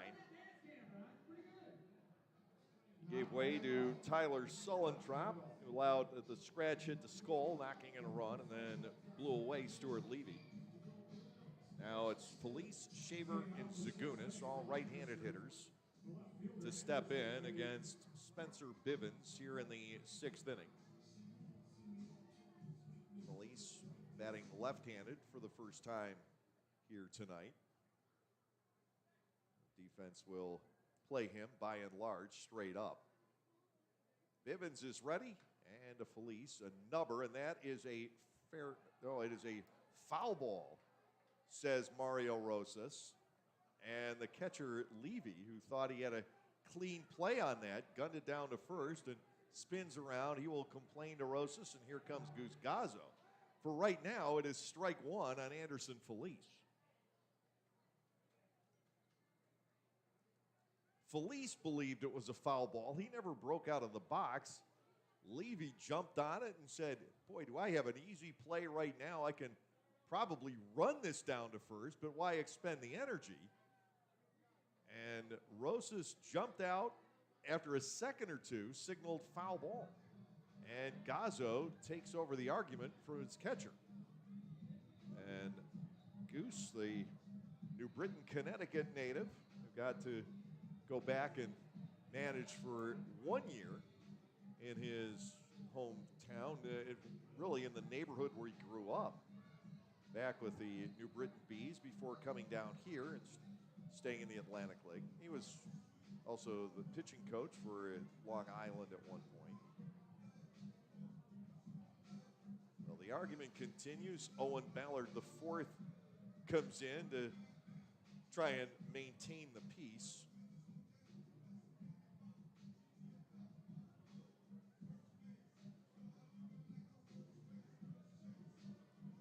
So Gazzo is not happy, and he keeps jawing at Rosas before finally giving up the fight, and Anderson Felice gets to continue at the plate. A strikeout and a fly ball against the starter Anderson. And Anderson Felice batting right-handed there. So it's 0-1.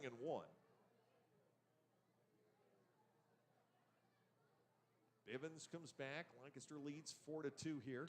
And Felice with a chopper left side, and that is going to get through for a base hit, which is only going to add to the agita of the Gastonia Honey Hunters over that last play.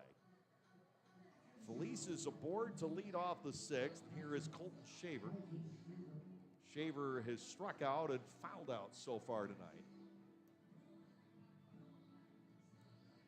The Barnstormers pick up hit number 4. Their second off of Bivens, and those two have been fairly similar. Grounders through the left side. Mercedes had one in the 5th inning through the left side from a left-handed batter. Here's to Shaver, and it's a strike to the inside corner, 0-1. Mark Zagunis is out on deck. Lancaster trying to build upon a 2-run lead. I think they caught a break on that ruling on Felice. Bivens to the set, to Shaver. It breaks to the outside corner, and Colton trails 0-2. Shaver's had a tough night so far at the plate, and he and Gann weren't always connecting. Saw some pitchers get away. Now it is 0-2, and Colton just grazes that one. And he thought he fouled it off, and Mario Rosas said he didn't make contact, and it's going down as a strikeout. Well, I think one has gone each way, because it certainly appeared from my vantage point, and I'm straight on, that Shaver ticked that one foul. And Ross Peoples will take over. Second strikeout for Spencer Bivens. 6 total tonight for the Honey Hunter staff, and with one away, here's Zagunis, who is 0 for 2.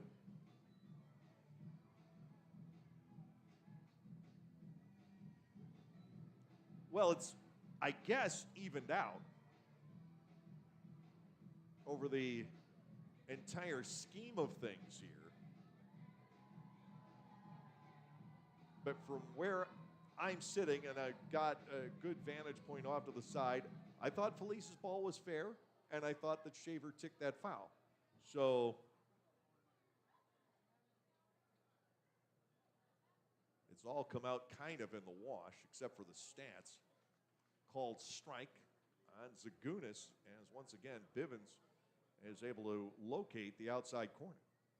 We're in the 6th, and believe it or not, we're just about 2 hours old tonight. Nothing has changed on that front. Bivens will deliver. This one goes wide, and Zagunis bats at 1-1. Last year, Barnstormers' home games averaged somewhere in the neighborhood of 3.5 hours. Everybody was expecting that to change, and it should be lessened to some extent. Mark takes ball 2 off the outside corner, and it's 2 balls and a strike here. Lancaster 4, Gastonia 2 in the 6th inning.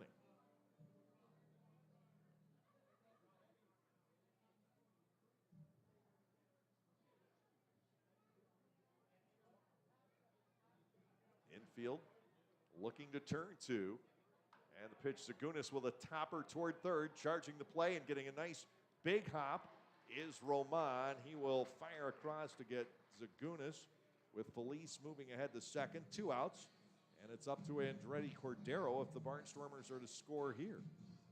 Other action around the Atlantic League, they're through 5 at High Point, where they started 20 minutes after we did 3-0 in favor of Wild Health.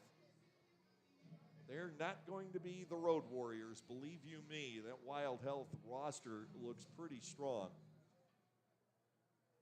2-2, bottom of the 5th, between J.J. Hoover and Darryl Thompson, the 2 player coaches, as Southern Maryland takes on Lexington at Wild Health Stadium. Staten Island leads Charleston 3-2. Play there is in the bottom of the 5th inning. Breaking ball outside and low, and Cordero bats 1-0. Anderson Felice, the runner at second with 2 outs. But we've had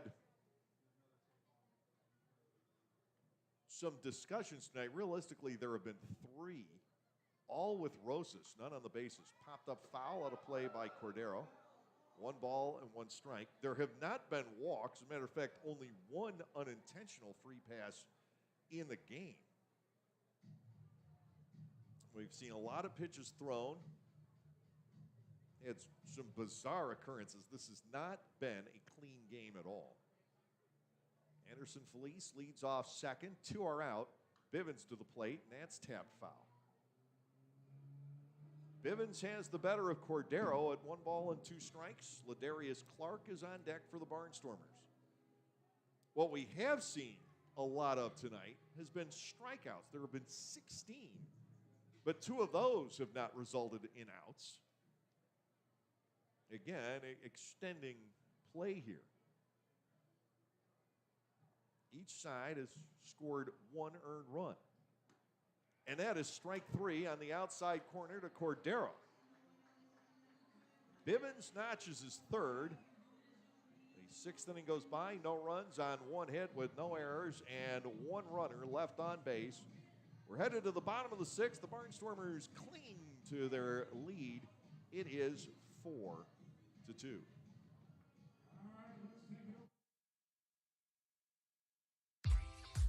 For the youth of our area, the Barnstormers are offering a wide variety of camps throughout the summer to teach everyone some tips on baseball and softball.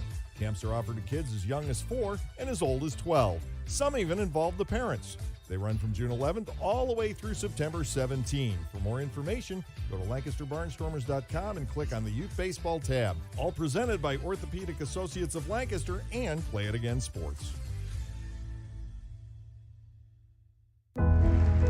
Celebrate the history of our national pastime at the National Baseball Hall of Fame and Museum in Cooperstown. See priceless treasures that will bring your baseball memories to life. Connect with events that have shaped and changed the game and our country. Our stories to tell, your memories to share. Plan your family visit today at baseballhall.org. See you in Cooperstown, where the journey becomes legend.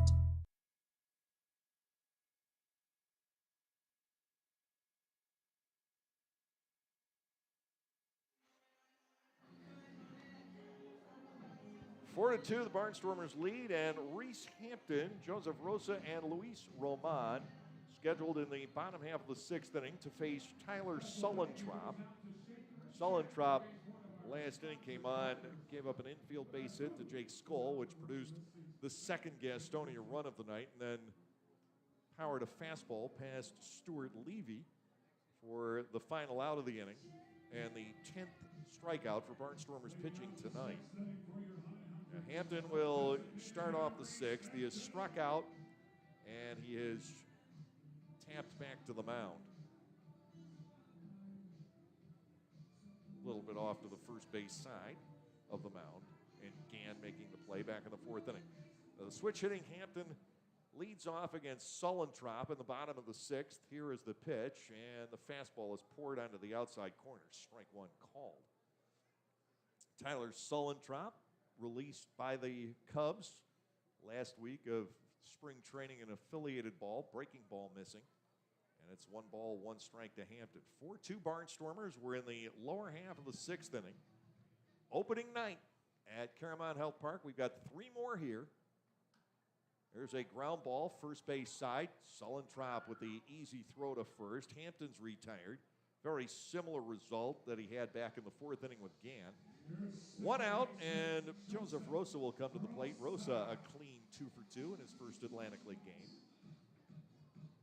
We'll play at 6:15 again tomorrow and Saturday, 4:15 on Sunday afternoon. The Barnstormers will stay in North Carolina for the off day and then open a 3-game series against the High Point Rockers come Tuesday night. They will all be at 6:30. And then the big home opener, 80s night at Clipper Magazine Stadium, set for next Friday at 6:30. Called strike on a breaking ball. Sullentrop continues to look good. 1 out here in the bottom half of the 6th inning. Rosa has singled through the right side, and he has banged one more or less up the middle. Gets another breaking ball from Sullentrop, this one missing. And it is a ball and a strike.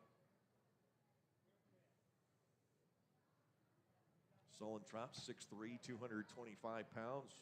Swinging strike, he went too far. It's 1-2. He is 25 years of age, from Plantation, Florida.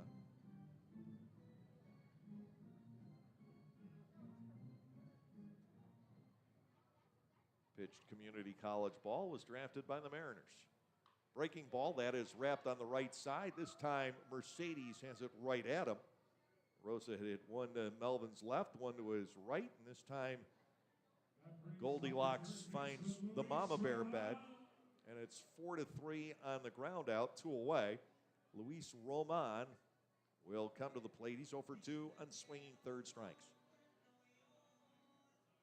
The Barnstormers, you would like to think, will have a very strong bullpen here in 2022. It's looked awfully good so far. You may see Johnson for the 7th tonight, Zipchinski for the 8th, Schumann for the 9th, if the score remains the same. Fastball missing, up and away to Roman. It is 1-0.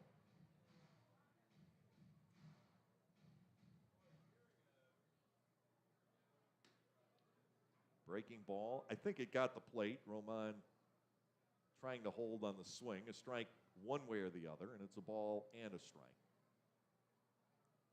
Roman has played to pull. Hoover is up the middle. Just like last year, you have to start with both feet, in this case, on the brown carpet. The infielders could be anywhere. You could have all 4 stacked up along the first baseline, but they have to have their feet on the infield dirt. Here's the pitch, and that is a swing and a miss. Roman battling against Sullentrop at 2 balls and 2 strikes. Lancaster scored all 4 of its runs in the 3rd inning. Just 1 earned run, and the leadoff homer by Ladarius Clark against John Anderson. Here's the pitch. That's a mile wide. 3-2 on Roman. Connor Owings, the first baseman, is the on-deck hitter. Lancaster has had a couple of base hits that have led to nothing over the last 2 innings. Here is the motion and the pitch. Breaking ball dances low. Roman goes to first on the walk. The 3rd given up by the Barnstormers in the game. And Connor Owings, who hasn't hit much for an average in his career, but does have some home run power, steps in as the tying run. Again, last year at Gateway, just a 190 average. But 15 doubles, 2 triples, and of concern at the moment, 10 home runs. Tonight he is struck out and fly to deep center. 0 for 2 for Owings, deep in the box, right on the back line that is painted on here. And the Sullentrop pitch, fastball right through for a called strike. It is 0-1. Roman, the base runner, and he stole some bags a year ago. So there with 2 outs. A lot of success on the bases so far tonight, though Rosa found himself in a rundown back in the 2nd inning. He went too soon on Gann. Swing and a miss. And Sullentrop gains a no ball and 2 strike advantage on the number 9 hitter, Connor Owings. Lancaster up by 2. Well, the Barnstormers will be home the bulk of July and early August, and then they go on the road. At one point, a 17-game trip. There's a pitch high and outside, throw down, bounces up the Hoover, and in underneath is Roman with the steal.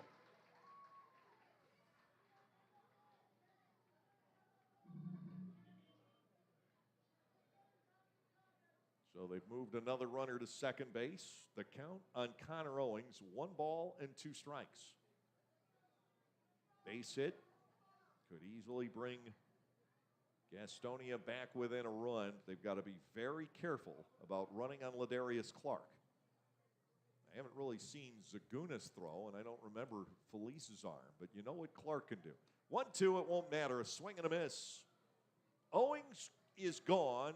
Sullentrop strikes out his second. No runs, no hits, no errors. 1 man is pinned, and we will go to the 7th inning tonight. Here in Gastonia, the Barnstormers leading the Honey Hunters by a score of 4-2.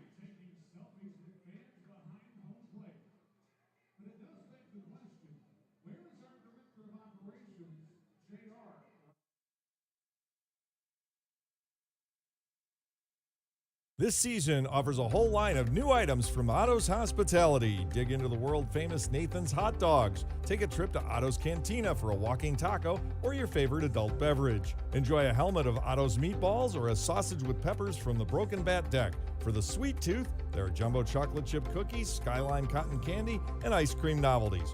Or simply snack on Emma's popcorn in a variety of exciting flavors. What a great way to savor your time at the ballpark, courtesy of Otto's. There is a weekend in July where the baseball world revolves around a village in upstate New York.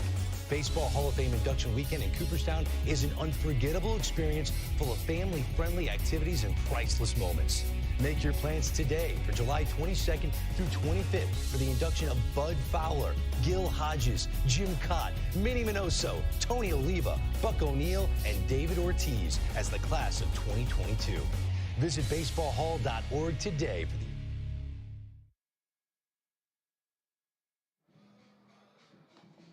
We're done with 6 tonight at Caramount Health Park. The Barnstormers own a 4-2 lead with 4 runs on 4 hits, 1 error. Lancaster is stranded only 2. And for Gastonia, 2 runs on 6 hits, 3 errors, all in the same inning. And Gastonia has stranded 7. Spencer Bivens stays out for a 3rd inning on in relief of John Anderson. Bivens has given up 2 hits. He has struck out 3, facing Ladarius Clark, who has homered and struck out. Ball 1 missing. 1-0 to Ladarius, with Anthony Peroni and Jake Hoover to follow in the Lancaster half of the 7th. Bivens back into the motion. Ground ball, right side. Easy play for the second baseman, Rosa. Quick throw to first. Clark is gone. The Barnstormers outside of that 3rd inning have generated very little. In fact, outside of the 3rd inning, they've had just 1 runner into scoring position, and that was Anderson Felice leading off with a single in the 6th and not moving to second base until the 2nd out, and he didn't get to stay there very long as Andretti Cordero struck out looking. Here's Peroni. He's reached on an error and a 3rd strike wild pitch. Has a run scored. Officially, he's 0 for 2 and now looks at a strike. It is 0-1.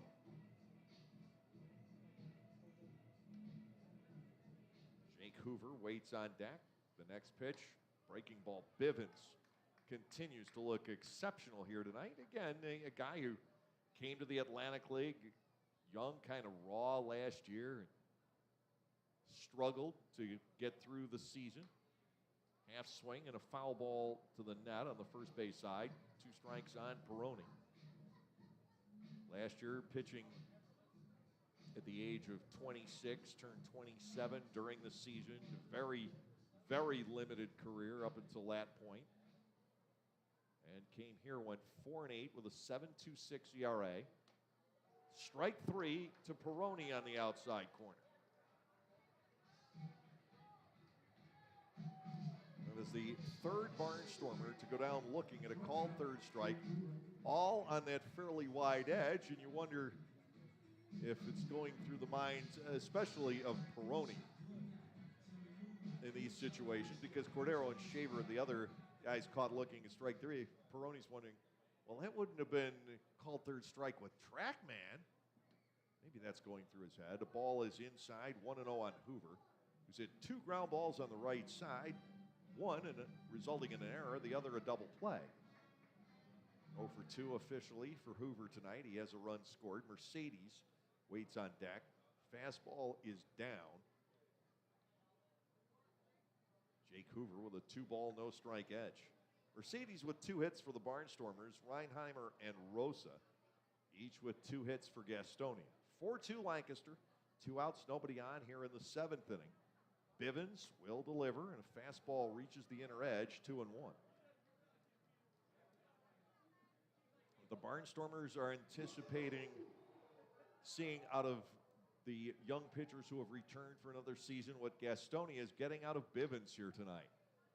And the 2-1 taken for strike 2. Jake Hoover batting with an even count. Mercedes waiting on deck.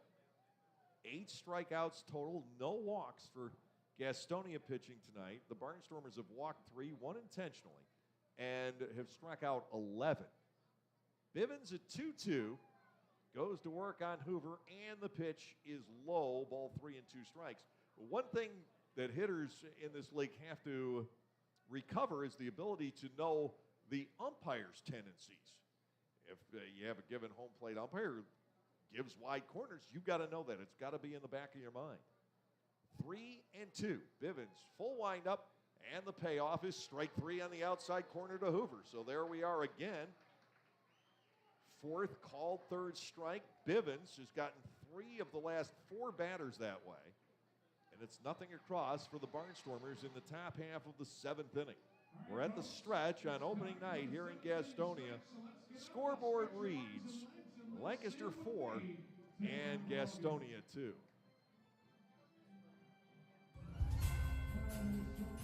Being over 55 does not mean a ticket, it means 10 with the Silver Stormers Club presented by the Lancaster Barnstormers and Audiology Associates of Lancaster. Anyone 55 and over can enjoy baseball action at every Tuesday home game for only $50 on the season. That is nearly a 70% savings. Members also receive a special Silver Stormers t-shirt to wear proudly at the stadium. For more information or to sign up, go to LancasterBarnstormers.com and look in the season tickets section.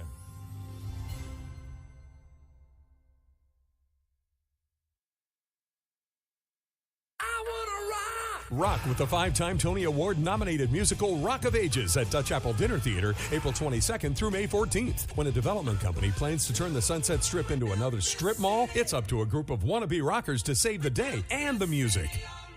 With music from Styx, Bon Jovi, Poison, and more, Rock of Ages features all your favorite 80s rock anthems and power ballads. How can you resist? Call 717-898-1900 or visit DutchApple.com to reserve your tickets today.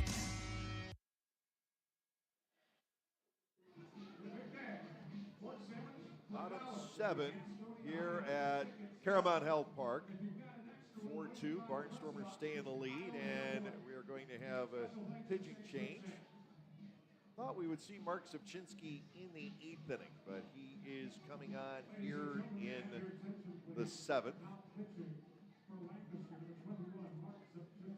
Zubchinski is, to the best of my recollection, the 2nd player to come to Lancaster possessing a World Series ring. The first was Antonio Alfonseca, who won one with the Marlins. Zubchinski was with the 2011 St. Louis Cardinals, and he won't brag on his own performance, and he had a terrific postseason for the Cards that year and was instrumental in keeping games close, if you will, pitching in that 3-batter, 1-inning situation for the Cards out of the bullpen, and he did a fabulous job. But he got to watch the David Freese show that year. Ground ball shortstop, and Hoover pegs across the diamond. Johnny Davis dispatched in a hurry, batting from the right side of the plate. You don't have much time to convert the out with Davis, but Hoover able to get the throw in time there. 1 out. Jack Reinheimer will step in. 2 hits and a walk for Reinheimer. He is the only player in the game to have successfully reached base 3 times. Whether he's earned it or not, in his case he has. He has 2 base hits, 1 a scratch single and a walk. Breaking ball from Zepchinski for a strike. It is 0-1. R-Z-E-P-C-Z-Y-N-S-K-I. Zepchinski, the left-hander who loves to joke about how well-traveled he was around the major leagues. And he was indeed. Of course, he got the World Series ring with the Cardinals in 11. That was his 2nd major league club. He started with Toronto, actually as a starting pitcher. He misses with a breaking ball, and Reinheimer gains an edge at 2 balls and a strike. He then went to Cleveland, San Diego, Oakland, Washington, Seattle, and back to Cleveland.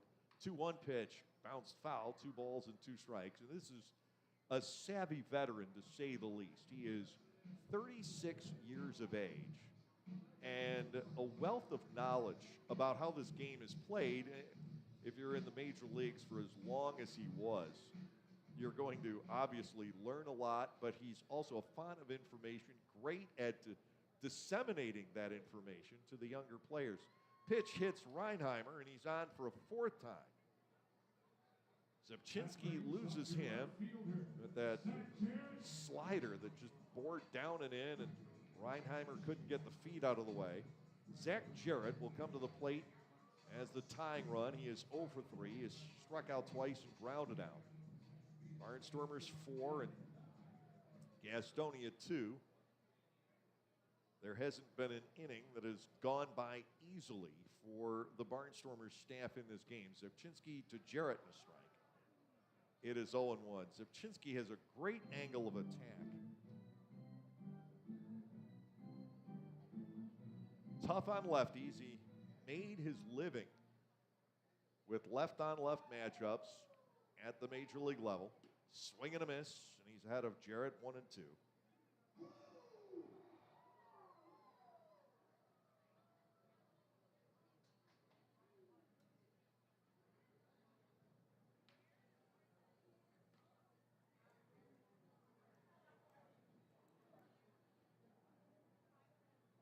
A look over toward first. Zepchinski to the plate, and down swinging is Jarrett for the 3rd time tonight.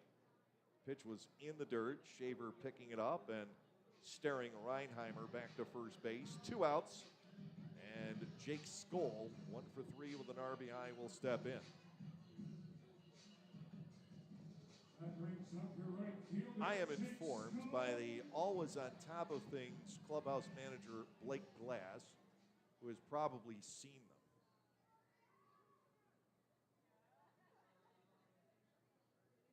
That Jonathan Albaldejo has a ring. There's a steal attempt by Reinheimer, and the ball slips out of the grasp of Shaver. Reinheimer into second with the stolen base, and it's a 1-0 on Jake Skoll. Albie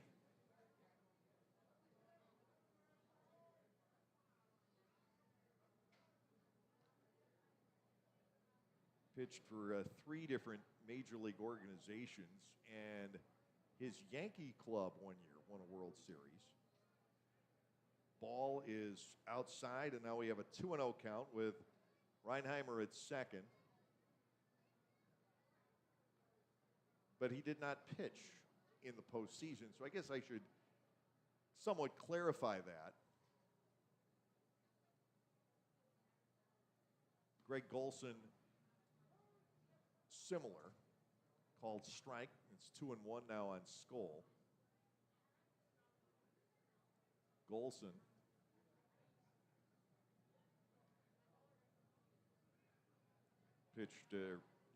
played briefly with the Phillies and the Yankees, and I think he got a World Series ring with the Phillies, but again, did not play in the postseason, so maybe we should have a little bit of a qualification on that. Of course, Cody Epley had some marvelous times in the postseason with the Yankees, called strike in on Skoll, and it's 2-2.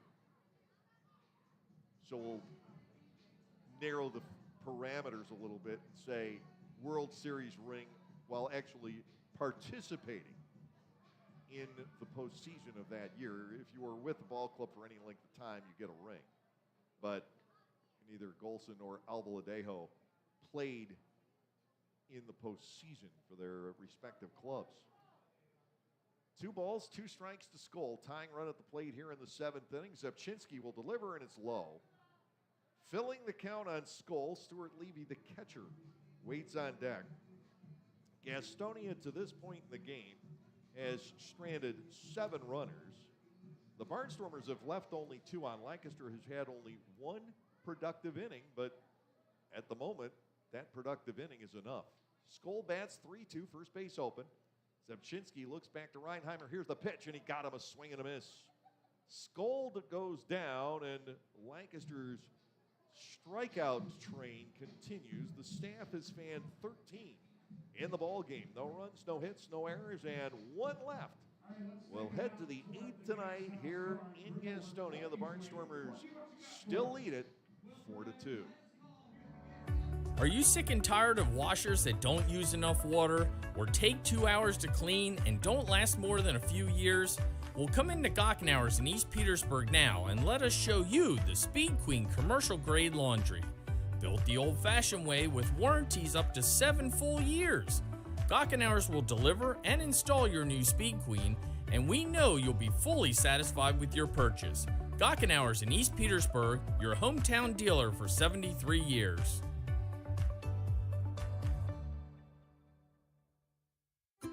At Clipper Magazine Stadium, we have hot dogs and popcorn, peanuts, soda, and nachos. But what if, say, you are only 3 months old and mom wants to have a night out and watch the Barnstormers? Well, thanks to May Grant Obstetrics and Gynecology, the littlest of Stormer fans now have a place to go for dinner during the game.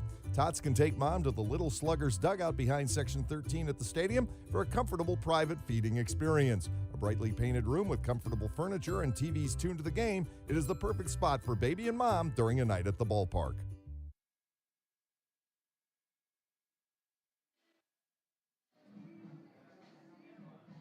The new pitcher for Gastonia is a left-hander by the name of Ones Farfan, who is back with the Honey Hunters. Again, a guy we didn't see last year. Came in later after spending a good part of his summer with the Rocky Mountain in the Pioneer League, where he was 1-1. Here, in 9 relief appearances, he had some solid numbers. 8 2/3 innings, 7 hits, 2 runs. He walked 2 and struck out 8. Farfan, F-A-R-F-A-N, just like it sounds, from St. Paul, Minnesota, and did pitch very briefly in the Minnesota organization in the Gulf Coast League in a couple of different seasons, 2014 and 2016. He'll be facing the top of the lineup for the Barnstormers. It will be Melvin Mercedes, Trace Lair, and Anderson Feliz here in the top of the 8th. Just doing some bookkeeping. Tyler Sullentraub pitched an inning and a third for the Barnstormers, allowed 1 infield base hit, walked 1, struck out 2.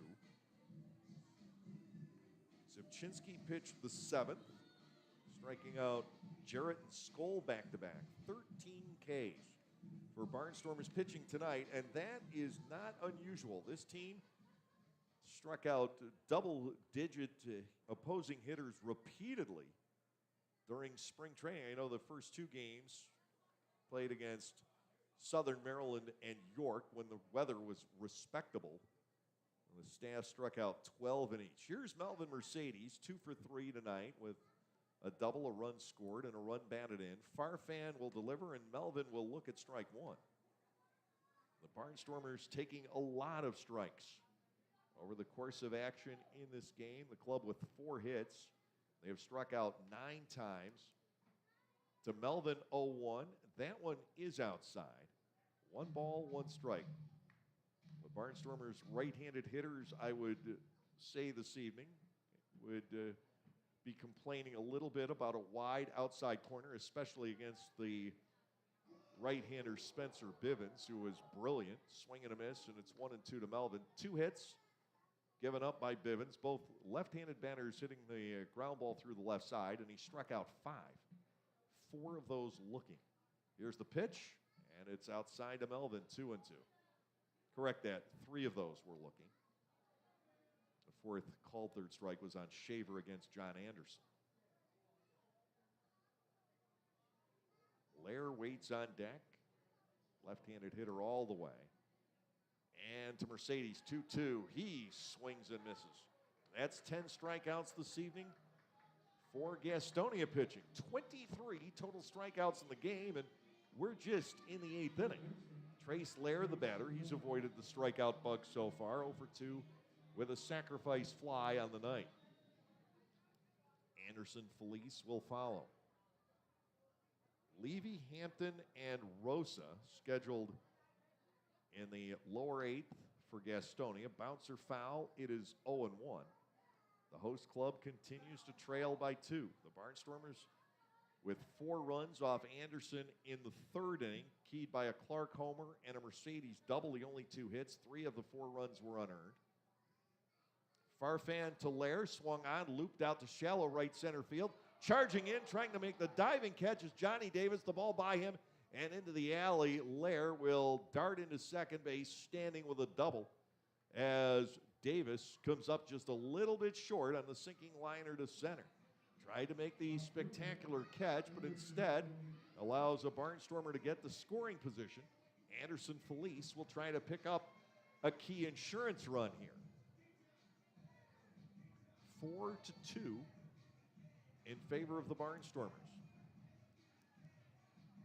Barnstormers picking up their 3rd hit outside of that 4-run 3rd inning. Gastonia with a run in the 3rd, an infield base hit, a bad pickoff throw, and a pass ball.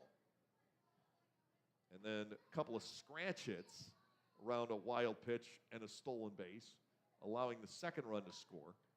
That was against the combination of Gann and Sullentrop back in the 5th inning. Tapper foul at the plate. Felice, who is 1 for 3, bats at no balls and 1 strike. Good to see Jim and Mindy Reed down from Lancaster enjoying opening night with us. Some other fans coming down later in the weekend to watch Barnstormers baseball. Caught up with John and Jessica Anderson. They are expecting little Cooper in the near future. Here's the pitch to Felice, and Anderson gets underneath, lobbing this to fairly shallow right center field. Davis coming on. He'll make the catch for out number 2. Lair retreats to second, and Colton Shaver will give it a whirl. And Marcus Walden is also with Gastonia. He and Felice, as far as we know, and Steve Schutt, who's the league PR director and PR director for the High Point Rockers, we tried to look into this. It's almost impossible to really get a gauge on it. But I think Felice and Walden, if Marcus gets into the game tonight, will tie each other for the record for the longest time in between Atlantic League appearances. Both, of course, were with the Barnstormers in 2015 when they won the 2nd half. And they both make their returns to the Atlantic League here tonight. Now, Felice obviously has been playing. Walden has not been. And we're going to have a pitching change with the slugging right-handed batter Shaver due up. Farfan comes out, giving up the double to Lair and striking out 1. Goose Gazzo goes to his bullpen. Here in the 8th, 2 outs and the runner at second base. We'll be back with the Barnstormers leading by the score of 4-2. Localflavor.com, local flavor. Localflavor.com, local flavor. Excuse me, are you saying localflavor.com? Oh, yeah, it's where I save big bucks on all kinds of things. Home improvement projects, dining out, family fun, electronics, jewelry, clothing. I even bought my wife a fancy spa package for half price. Half price?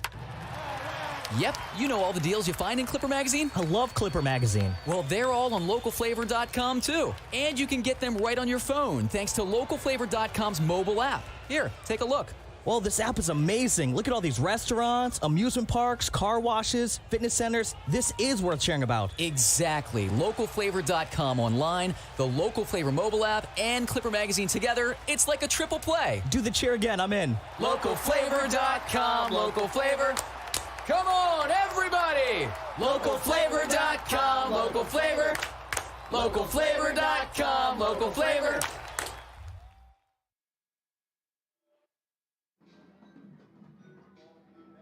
For the Gastonia Honey Hunters is right-hander Jesus Balaguer.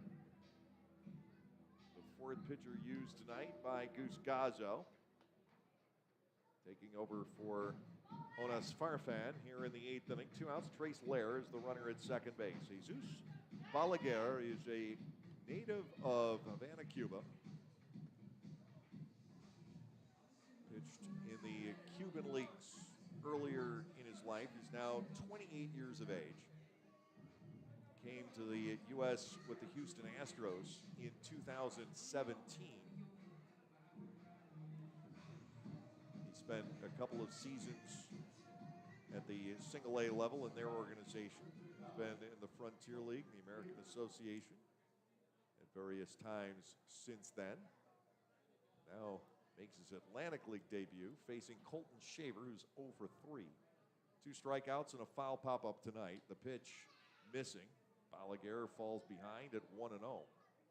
Mark Zagunis waiting on deck. The Barnstormers have Trace Lair at second base and 2 gone here in the top of the 8th, leading 4-2.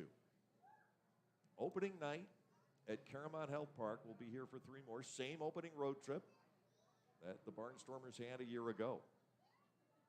Balaguer comes set, and a Shaver, a swing and a miss. It is 1 ball and 1 strike. The first 10 games of the season mirror the 2021 schedule, and then we diverge. The Barnstormers stayed home after York last year to take on Gastonia. And this year they go to Southern Maryland after that opening series against the Revs. 1 ball and 1 strike to Shaver. Lair leading from second base. Balaguer comes to the set, glances back. The motion in the pitch. Shaver with a healthy swing and a miss. 1 ball and 2 strikes. After the great spring camp that Shaver had, a tough opening night for the big right-handed hitter. You look back to, I think it was 2010, Ryan Mulhern absolutely tore up spring training and then got off to a sluggish start to the regular season. Obviously, Ryan went on to be a very fine player for the Barnstormers, but he did start slow in the regular campaign. Here's the 1-2. Balaguer fires, and it is ball 2 off the outside corner. And I would imagine Shaver held his breath for a second there, as 4 Barnstormers right-handed hitters tonight, including Colton, have looked at a called third strike on the outside corner. It could be my angle, too, that those pitches look a little bit wider, but I've seen a couple of the Barnstormers hitters bark. Here's the 2-2 offering. Shaver with a foul ball rifled back into the net. 2 balls and 2 strikes continuing. Colton Shaver played his collegiate ball at Brigham Young. And he had a fine career there.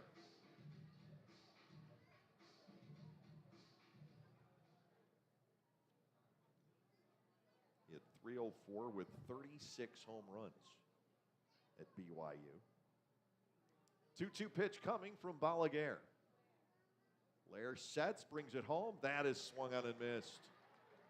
And we continue to see a lot of strikeouts here on opening night. Number 11 for Gastonia pitching. No runs, 1 hit, no errors, and Lair, after the sinking line drive double, ends up parked at second base. Bottom of the 8th coming our way next. Lancaster continues to lead 4-2. There is a weekend in July where the baseball world revolves around a village in upstate New York. Baseball Hall of Fame induction weekend in Cooperstown is an unforgettable experience full of family-friendly activities and priceless moments. Make your plans today for July 22nd through 25th for the induction of Bud Fowler, Gil Hodges, Jim Cott, Minnie Minoso, Tony Oliva, Buck O'Neill, and David Ortiz as the class of 2022. Visit baseballhall.org today for the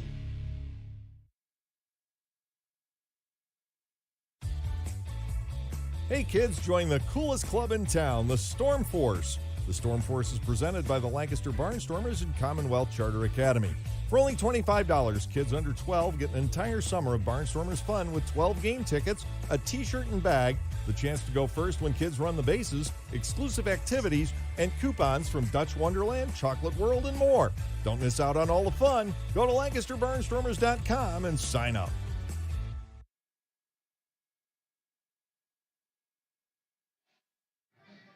Bottom of the 8th inning, the Barnstormers bullpen so far has stayed strong with the 4-2 lead, and now Josh Graham, a right-hander from Roseburg, Oregon, takes over. Graham got to Double-A with the Atlanta Braves organization, and he was with the Mississippi Braves in the Southern League from 2017 through 2021. Overall 16 and 19 in the Atlanta system. A converted catcher. He started at the University of Oregon as a receiver, switched to the mound, and was drafted in the 4th round by Atlanta back in 2015. 28 years of age, 6'1" and 215 pounds is Josh Graham. He'll be facing Stuart Levy, Reese Hampton, and Joseph Rosa. That's the planned lineup anyway for Mauro Gazzo here in the bottom half of the 8th inning. The Barnstormers with the 4-2 advantage. Again, all 4 Lancaster runs coming in the top of the 3rd inning. Ladarius Clark led off with a home run, jacked into the screen down the left field line. Anthony Peroni and Jake Hoover reached on consecutive fielding errors on ground balls. Then Melvin Mercedes banged a double off the wall in the left. A run scored on the 2-base hit, and then Hoover came home as the throw back to the infield was misplayed by the shortstop Reinheimer. Mercedes went to 3rd on a wild pitch and scored on a Trace Lair sacrifice fly. 6 hits for Gastonia here tonight. All singles. Now here is Graham to face Levy. Levy has walked once, and he has struck out twice. The motion and the pitch stays high on the breaking ball. It is 1-0. Zevchinski threw the 7th. He hit a batter and struck out 2. Sullentrop, I would imagine, in line for the win, but it is scorer's discretion. Gann did not go the necessary 5. Another breaking pitch. This time it's good. Graham and Levy are even at 1 ball and 1 strike. First thing I said to Josh Graham, I hate to disappoint you being from the University of Oregon, but you may actually have to wear the same uniform twice, which if you follow college football, you know that the Oregon Ducks never do. They have a different jersey, a different helmet every game, all designed by the folks from Nike. Some combination of green, yellow, and silver typically. 1 ball, 2 strikes. And a Levy. He goes down swinging, out on strikes for the 3rd time tonight. And the Barnstormers staff has now fanned a total of 14.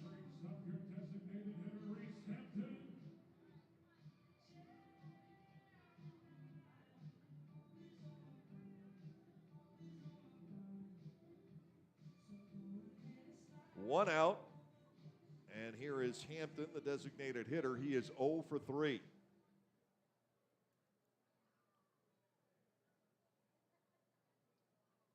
Hit a couple of bouncers to the first base side of the mound. He struck out good off-speed pitch for a strike. It is 0-1.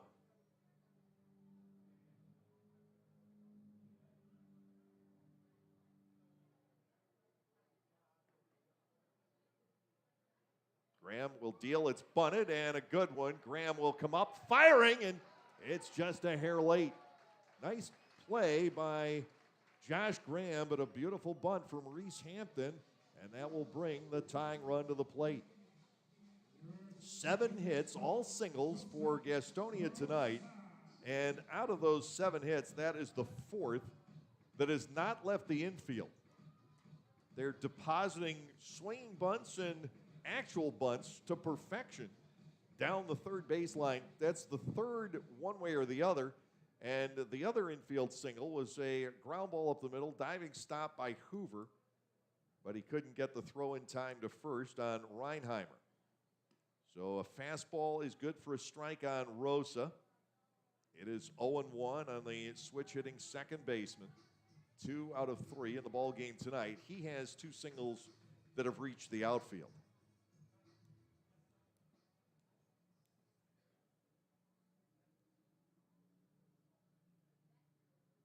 The set, Graham to the plate, 0-1, popped up. Left side, Hoover signaling. Jake with the catch for out number 2. Graham retires Rosa. Now Luis Roman, the third baseman, comes in. He is 0 for 2 with a walk.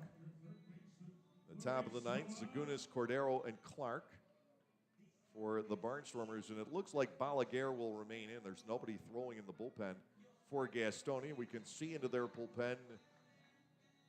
The Barnstormers bullpen might as well be all the way back in Charlotte for as much as I can tell. Here is Roman, tying run at the plate, inside and low. Shaver looking for a throw down to first, but Hampton was not daring, and it's ball 1 and no strikes. Lancaster trying to win opening night here in Gastonia for the 2nd straight year. Lancaster is 9-7 in season openers overall. Breaking ball to the inside corner. Strike called.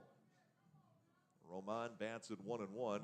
Under Ross Peoples, the Barnstormers are 1-3 in season openers. Winning last year, losing the first 3 seasons that Ross was at the helm. Here comes the pitch. It's down and in. Runner goes. Throw by Shaver is going to be late, and Hampton has second base stolen.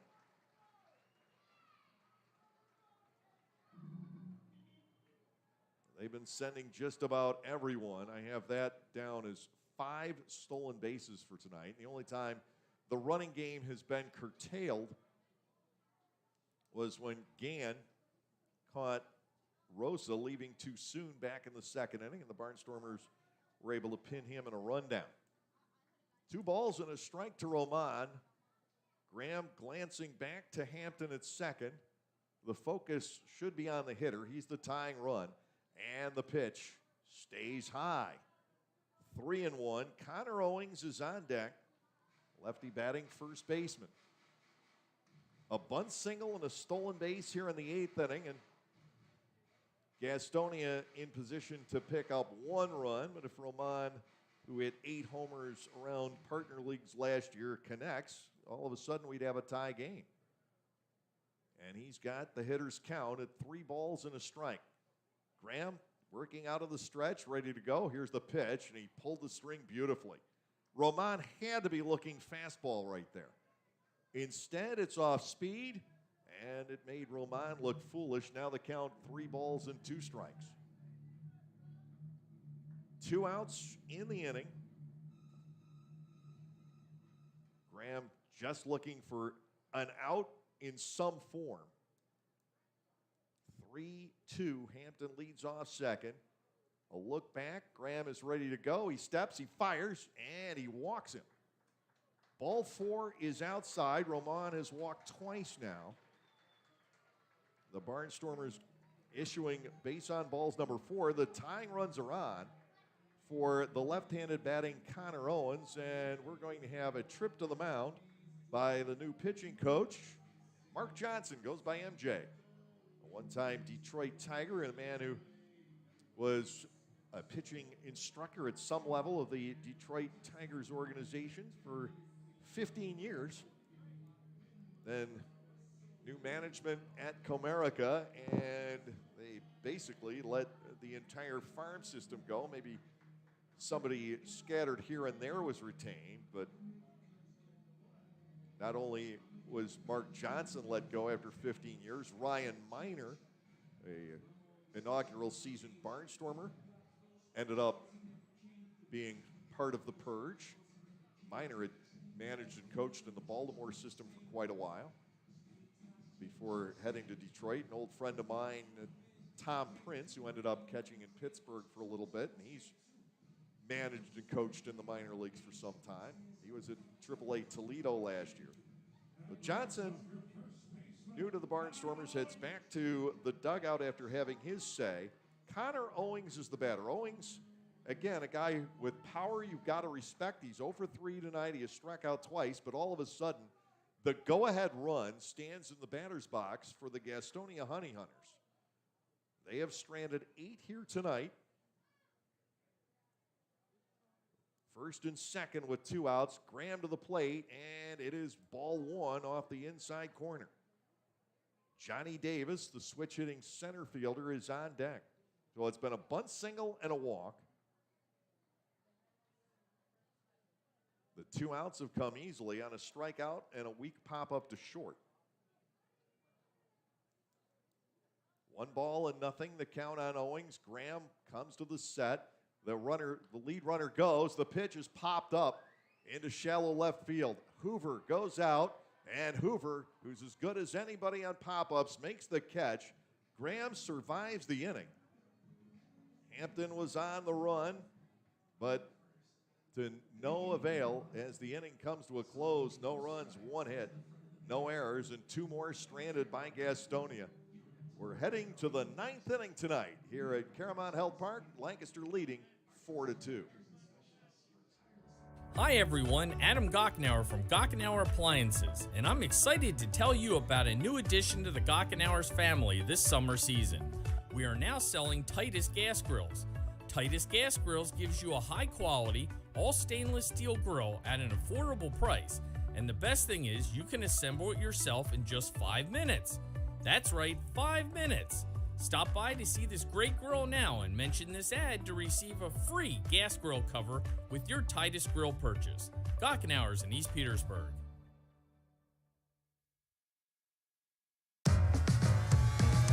Pennsylvanians are creating their own soundtrack thanks to PA Lottery Scratch-Off's Excitement's back. Pennies, nickels, dimes, or quarters, no matter your choice, scratching's always in order. With big top prizes and second chance drawings, thrills await. They're out there calling if it's excitement you seek and you're looking for action, play the PA Lottery.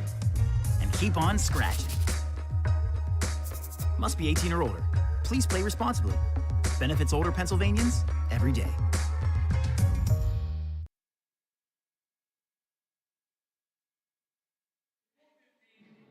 So I apologize. I understand we're having some volume issues, and it's really hard for me to track because here I am coming across as louder than these spots, but coming across the internet, I guess it's the other way around. So we're trying to track down that issue.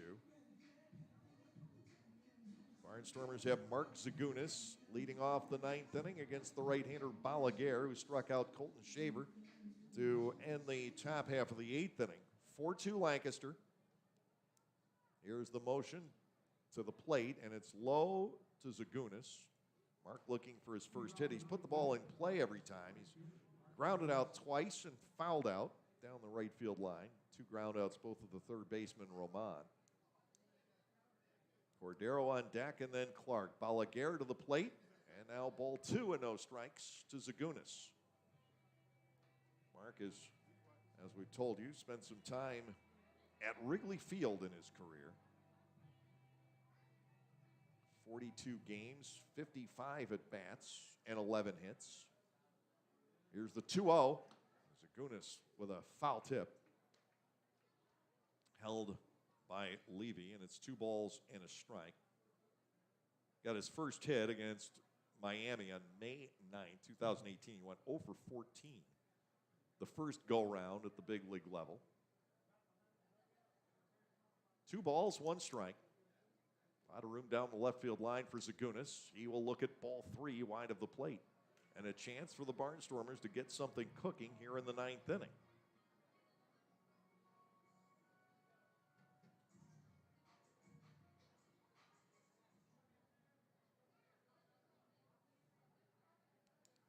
(3-1), and Zagunis has to spin out of the way. He gets ball 4. The Barnstormers draw their first walk of the game.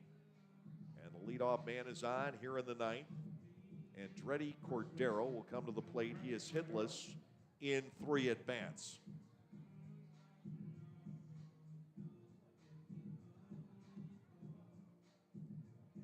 Cordero has struck out twice. He has fly to fairly deep right. Now trying to move Zagunis along. Lancaster leading by 2. You've got to believe Scott Schuman's warming up in the bullpen.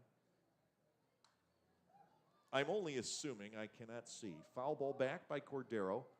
It is 0-1. Andretti, a guy, again, back in 2019, before the pandemic, he put up terrific numbers in Double-A with the Rangers, and he was a youngster back then. There's definitely some upside here for Cordero, who will turn 25 in a couple of weeks. The pitch, big breaking ball, chases Cordero out of the box. Didn't bite all the way back, and it's 1-1.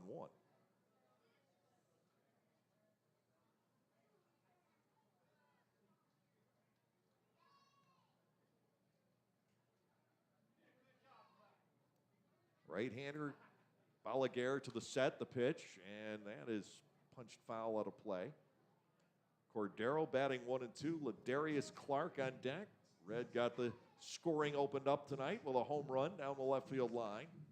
His 19th Atlantic League home run. He has fewer than 100 to go to catch Blake Galen now. Galen now coaching in the Dodgers organization. He had 117. It's the all-time leader in franchise history. Into the dirt, knocked down by Levy.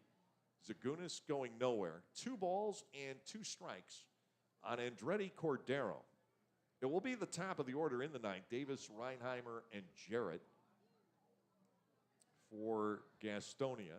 And one would have to believe that Schumann will be coming in. A closer a year ago, he saved 19. It's his job once again. Here's the pitch, and Cordero bangs a foul down the right field side. That will get out of play. 2-2.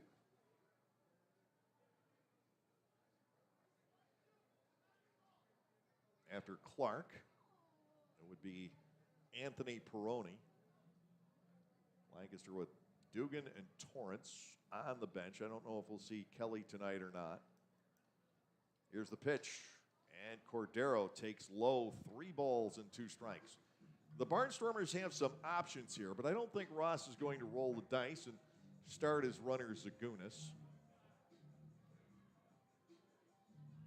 2019, Mark Zagunis hit 294 at AAA Iowa. Very good AAA player. And the 3-2 pitch. Ground ball and a base hit into left field. The Barnstormers have runners at first and second with nobody out. Cordero picking up the Barnstormers' 6th hit of the game. 2 are on. Nobody out, and the batter is Clark, who is 1 for 3 with a home run.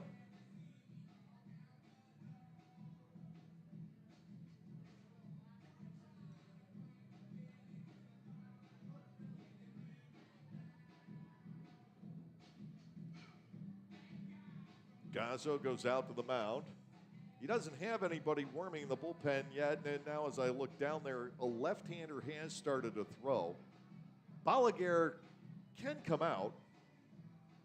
I wouldn't necessarily want to match up a lefty against Ladarius Clark. That typically is inadvisable.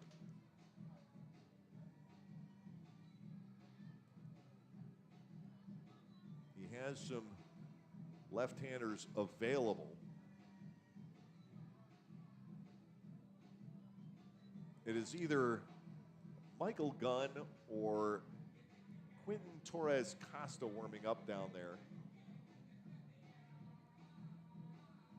My guess is that it's Gann, who's the taller of the two.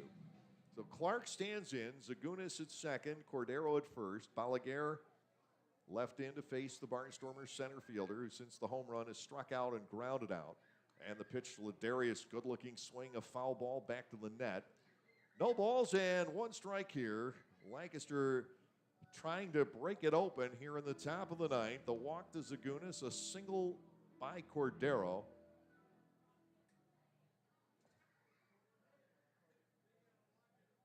Barnstormers base hit number 6 on the night. Clark at 0-1. Balaguer gets a bouncer to third. Up with it is Roman. He stretches Rosa out at second, and Rosa can't get rid of the ball. Back to double up Clark. Ladarius is safe on the fielder's choice as Cordero is out 5-4. That had double play written all over it, but the throw from Roman pulled Rosa out toward left field, and he had to make sure that he got the one out.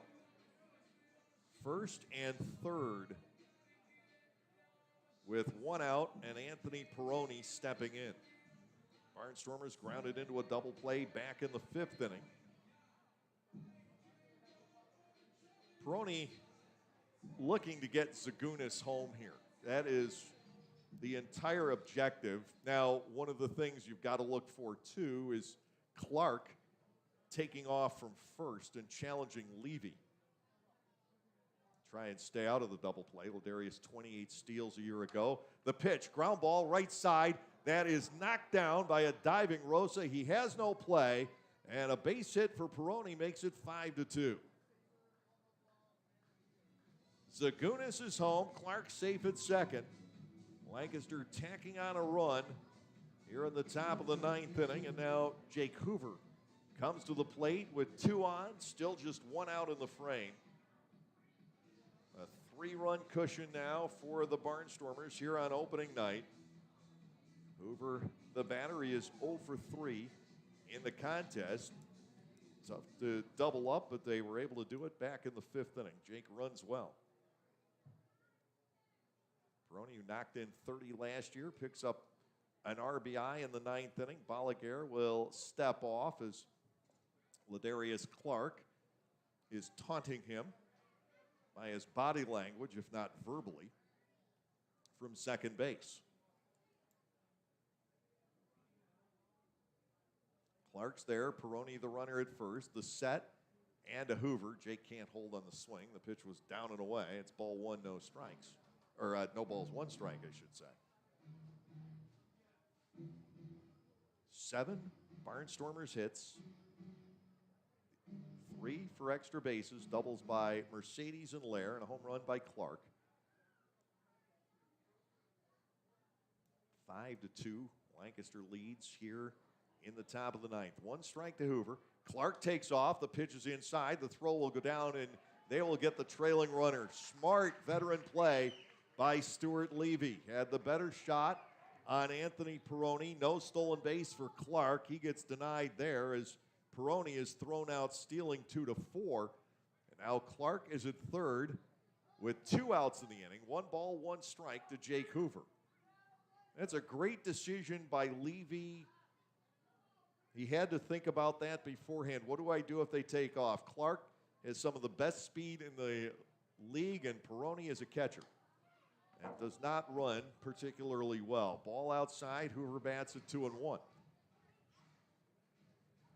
Levy, with the runners going, made that throw down to second base.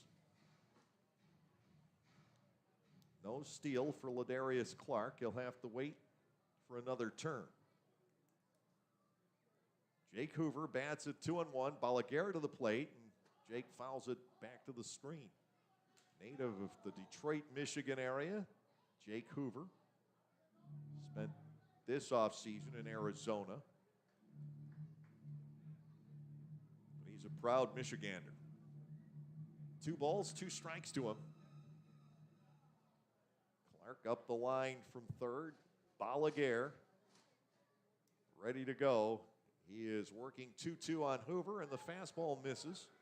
Full count. Melvin Mercedes, who is 2 for 4 tonight, waits on deck. Mercedes remains the only Barnstormer with more than one hit in the contest.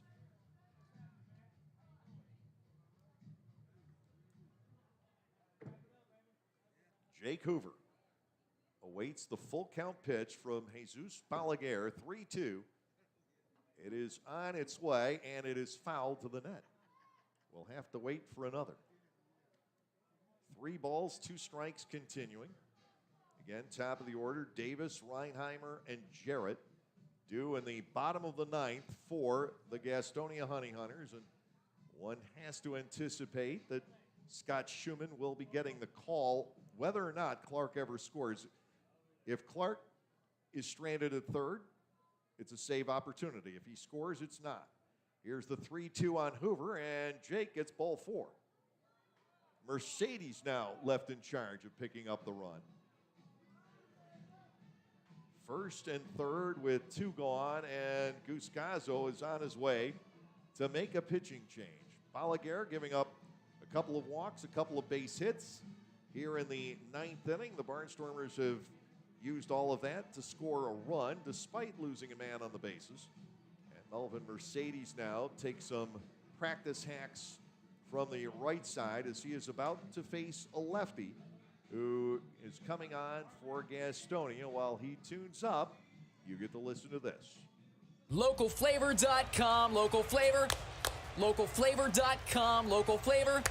Excuse me, are you saying localflavor.com? Oh, yeah, it's where I save big bucks on all kinds of things. Home improvement projects, dining out, family fun, electronics, jewelry, clothing. I even bought my wife a fancy spa package for half price. Half price?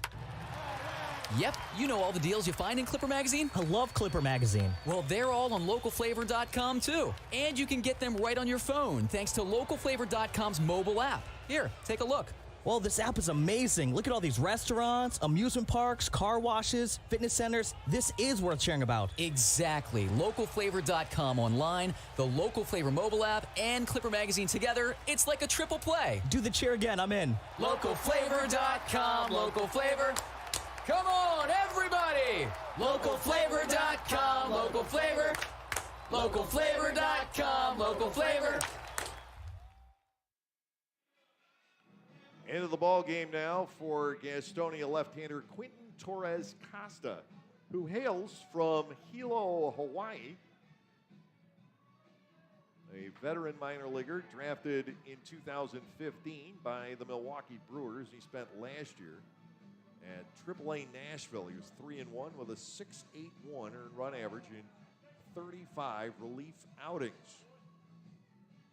Pitched at the University of Hawaii, which coincidentally, though in different eras, so did the Barnstormers' new pitching coach, Mark Johnson, who was a first-round pick for the Astros out of Hawaii. Torres Costa came along about 20 years later and was a 35th round pick for the Brewers. He'll be facing the switch-hitting Melvin Mercedes. Melvin to bat from the right side here with the runners at first and third. Clark the lead man, Hoover trailing. 5-2 Barnstormers, top of the 9th. Mercedes has a double to left and a single to left. The single was as a left-handed batter. The double from the right side of the plate. Double steal possible here. Torres Costa will deal to the plate. Mercedes pops it up. Foul ground. Levy sprinting back. Levy near the net. Won't have a play. It's on the other side up into the crowd. Mercedes bats it 0-1. Levy made a catch against Shaver earlier on a ball that I thought was at least to the rooftop of the stadium, if not beyond. That stayed in. This one did not. 0-1 the count to Melvin Mercedes. Torres Costa, the third lefty, facing the Barnstormers here tonight. Anderson started, went 4. Farfan had 2/3 of an inning. Back in the 8th. Right-handers have been Bivens and Balaguer. Torres Costa will come to the plate. Mercedes with another pop-up. Sprinting after this one, the third baseman Roman, but he'll give up. Melvin at no balls and 2 strikes against Torres Costa. Mercedes up for the 5th time in the game. Last year, only a handful of 9-inning games played by the Barnstormers, got in under 3 hours, and we're not going to achieve that feat here tonight either.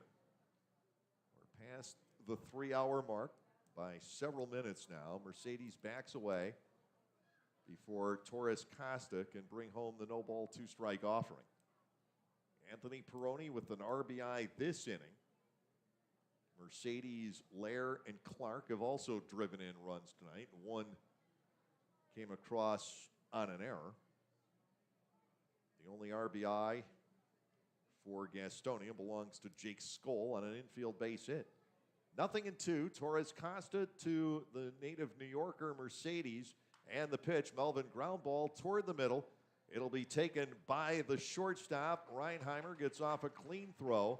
Melvin cut down 6-3 to close out the ninth. It is a run for Lancaster on 2 hits with no errors. The Barnstormers leave 2.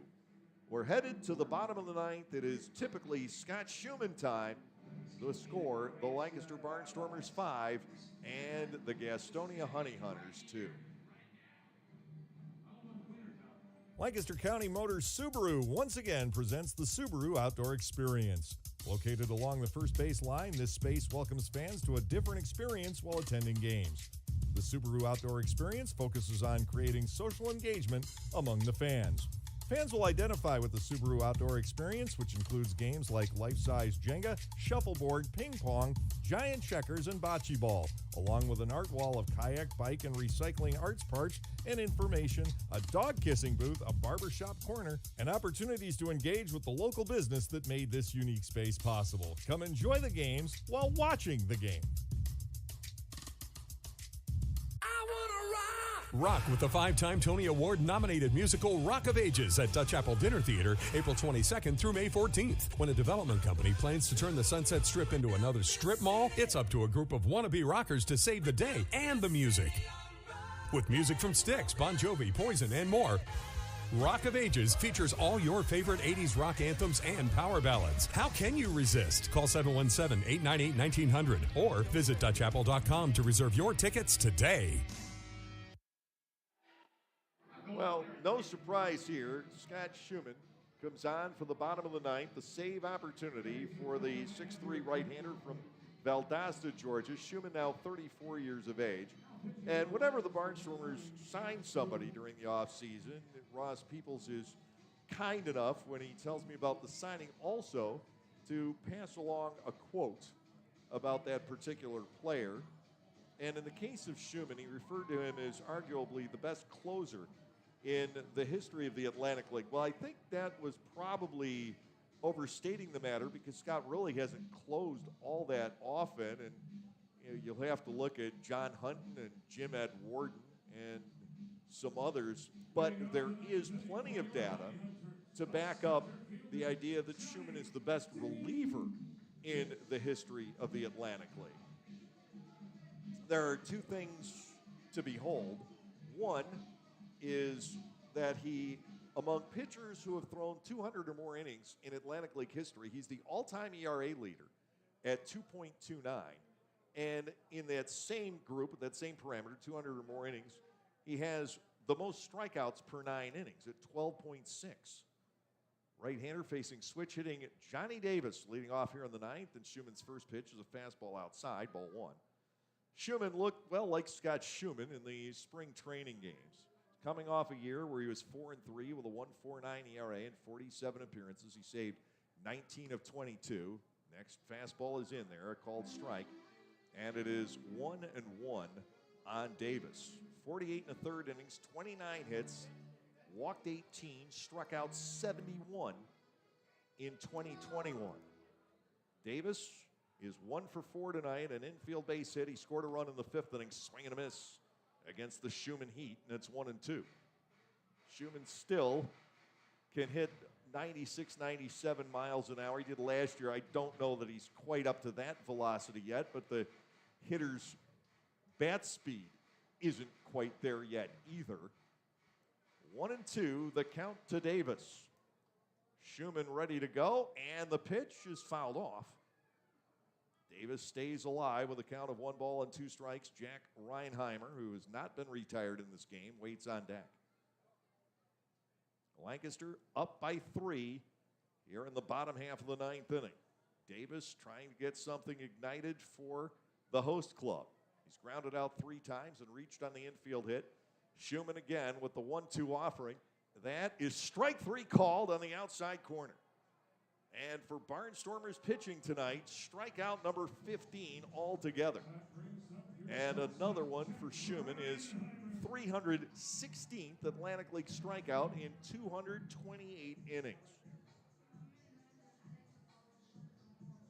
In 2019, he was a little bit off his game, which is 40 strikeouts and 34 in the 3rd innings, and his ERA was 2.62. But remember, that was the year he started a game, and that start didn't go well. He gave up a lot of earned runs in about 3 innings. Chopper foul, although he did get some strikeouts, and he was hurt for a significant period of time after that. 1 strike on Reinheimer, who has 2 singles, a walk, and he's been hit by a pitch. He got knocked in the foot by Mark Zipchinski back in the 7th inning. Josh Graham got the club through the 8th, gave up a hit, walked 1, struck out 1. Schumann works to Reinheimer at no balls and a strike. The right-hander steps, fires, and he's low. 1 ball, 1 strike. A 3-run Barnstormers lead, bottom of the 9th inning on opening night. Lancaster trying to knock off Gastonia and ruin the home opener for the 2nd straight campaign. Lancaster won the first 3 here last year before losing on Sunday. Here is the pitch. Check swing on the slider. The strike called on the outside corner. And it's 1-2. You want to come home from this North Carolina trip over 500. Lancaster succeeded in that last year, 4-3 on this trip. And then the opening homestand didn't go well. Ball 2 is low. 2 balls and 2 strikes. And in fact, last year, the Barnstormers played better typically on the road than they did at Clipper Magazine Stadium. They couldn't keep the ball in the ballpark at home. 2-2 to Reinheimer. Schumann is ready, and it's ball 3 inside as Reinheimer tries to work his way aboard for the 5th straight time. 3 balls, 2 strikes. Zach Jarrett waits on deck. Jake Skoll after him. Should the inning continue? 1 out already. Payoff pitch. Schumann working to Reinheimer. He will fire, and it's low. He walked him. Reinheimer is on once again. Barnstormers pitching is now walked 5. Zach Jarrett will come to the plate. He's grounded out once and struck out 3 times in his first Atlantic League game. Schumann can't get through the 9th inning in 1-2-3 fashion.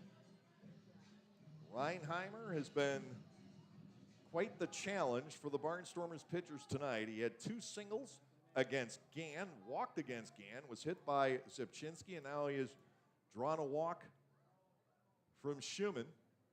Here is Jarrett, and the pitch is inside. It is ball 1.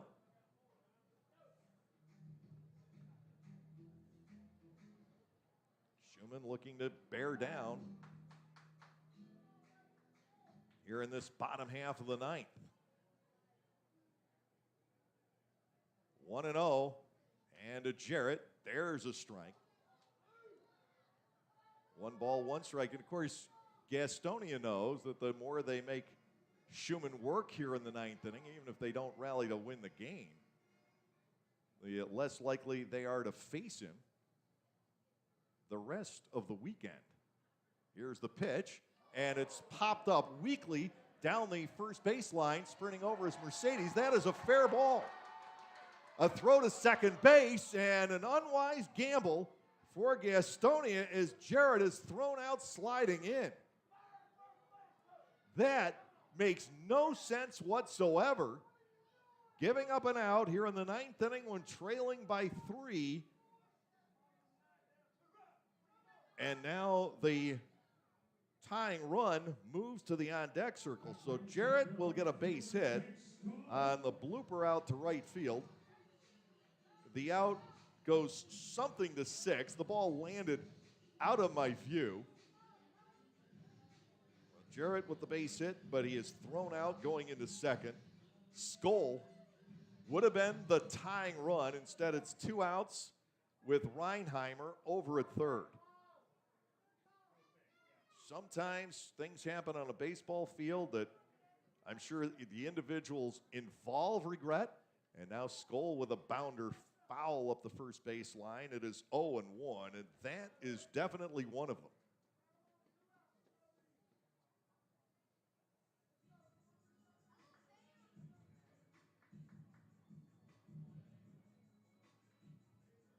Will tentatively put down the out as 4-6 on Jarrett. Reinheimer's over at third with 2 gone. 0-1 to Skoll. Schumann comes back. He's upstairs. Ball 1, strike 1. Stuart Levy, the catcher, waits on deck.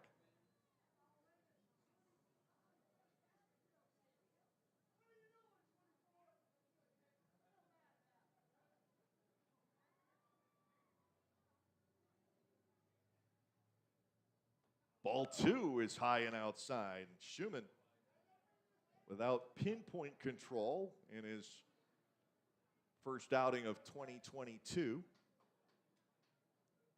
2 outs here. And the out did, in fact, go 4-6. Great recovery for Mercedes, who had to dig a long way after that pop fly down the right field line. 2 balls and a strike to Skoll. The pitch is fouled away. Schumann is 1 strike from nailing it down. 2-2. If Jarrett's the tying run, that's worth the gamble. But he's not. That was an unwise decision, combined perhaps between the Gastonia first base coach and the runner Jarrett. 2-2, Schumann to the plate, a check swing. The Barnstormers ask for help. They are turned down by Sempert. Now it is 3-2. If Skoll reaches, Gastonia will get the tying run to the plate. 3 balls, 2 strikes to Jake Skoll, who has an infield single, and he has struck out 3 times here tonight. Payoff pitch is coming. The 3-2 is hit well, right center field. Retreating is Clark. Ladarius is there in front of the track to make the catch. And the Barnstormers capture opening night here at Caramount Health Park for the 2nd consecutive year. No runs on 1 hit with no errors, 1 runner left on base. Here in the bottom half of the 9th inning, we'll be back to wrap this one up shortly. Our final this evening, the Barnstormers 5 and Gastonia 2.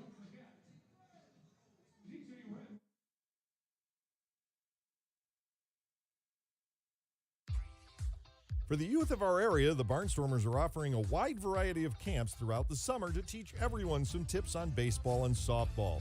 Camps are offered to kids as young as 4 and as old as 12. Some even involve the parents. They run from June 11th all the way through September 17. For more information, go to LancasterBarnstormers.com and click on the Youth Baseball tab. All presented by Orthopedic Associates of Lancaster and Play It Again Sports. Celebrate the history of our national pastime at the National Baseball Hall of Fame and Museum in Cooperstown. See priceless treasures that will bring your baseball memories to life. Connect with events that have shaped and changed the game and our country. Our stories to tell, your memories to share. Plan your family visit today at baseballhall.org. See you in Cooperstown, where the journey becomes legend. Lancaster victorious on opening night here in Gastonia, North Carolina. The Barnstormers picking up the 5-2 win in the season opener. For the Barnstormers, 5 runs on 7 hits with 1 error, 5 left. Gastonia 2 runs, 8 hits, 3 errors. And the Honey Hunters stranded 11. We do not have an official posting of the win tonight. I'm going to pencil in Tyler Sullentrop, who picked up the game in the 5th inning, went an inning and a third scoreless. It is official scorer's discretion. It has not been posted. The loss to the Gastonia starter, John Anderson, 0-1 on the year. He gave up 4 runs in 4 innings, but only 2 hits, and just 1 of the runs was earned. Scott Schumann not exactly perfect in the ninth inning, but good enough to pick up his first save of the year, his 25th as a Barnstormer. A home run in the game tonight. Ladarius Clark in the third inning, first run of the contest, as he took the left-handed starter John Anderson into the screen down the left field line. The Barnstormers also had the other 2 extra base hits in the game. Doubles by Mercedes off the wall and left, and Lair on a sinking line drive into center field.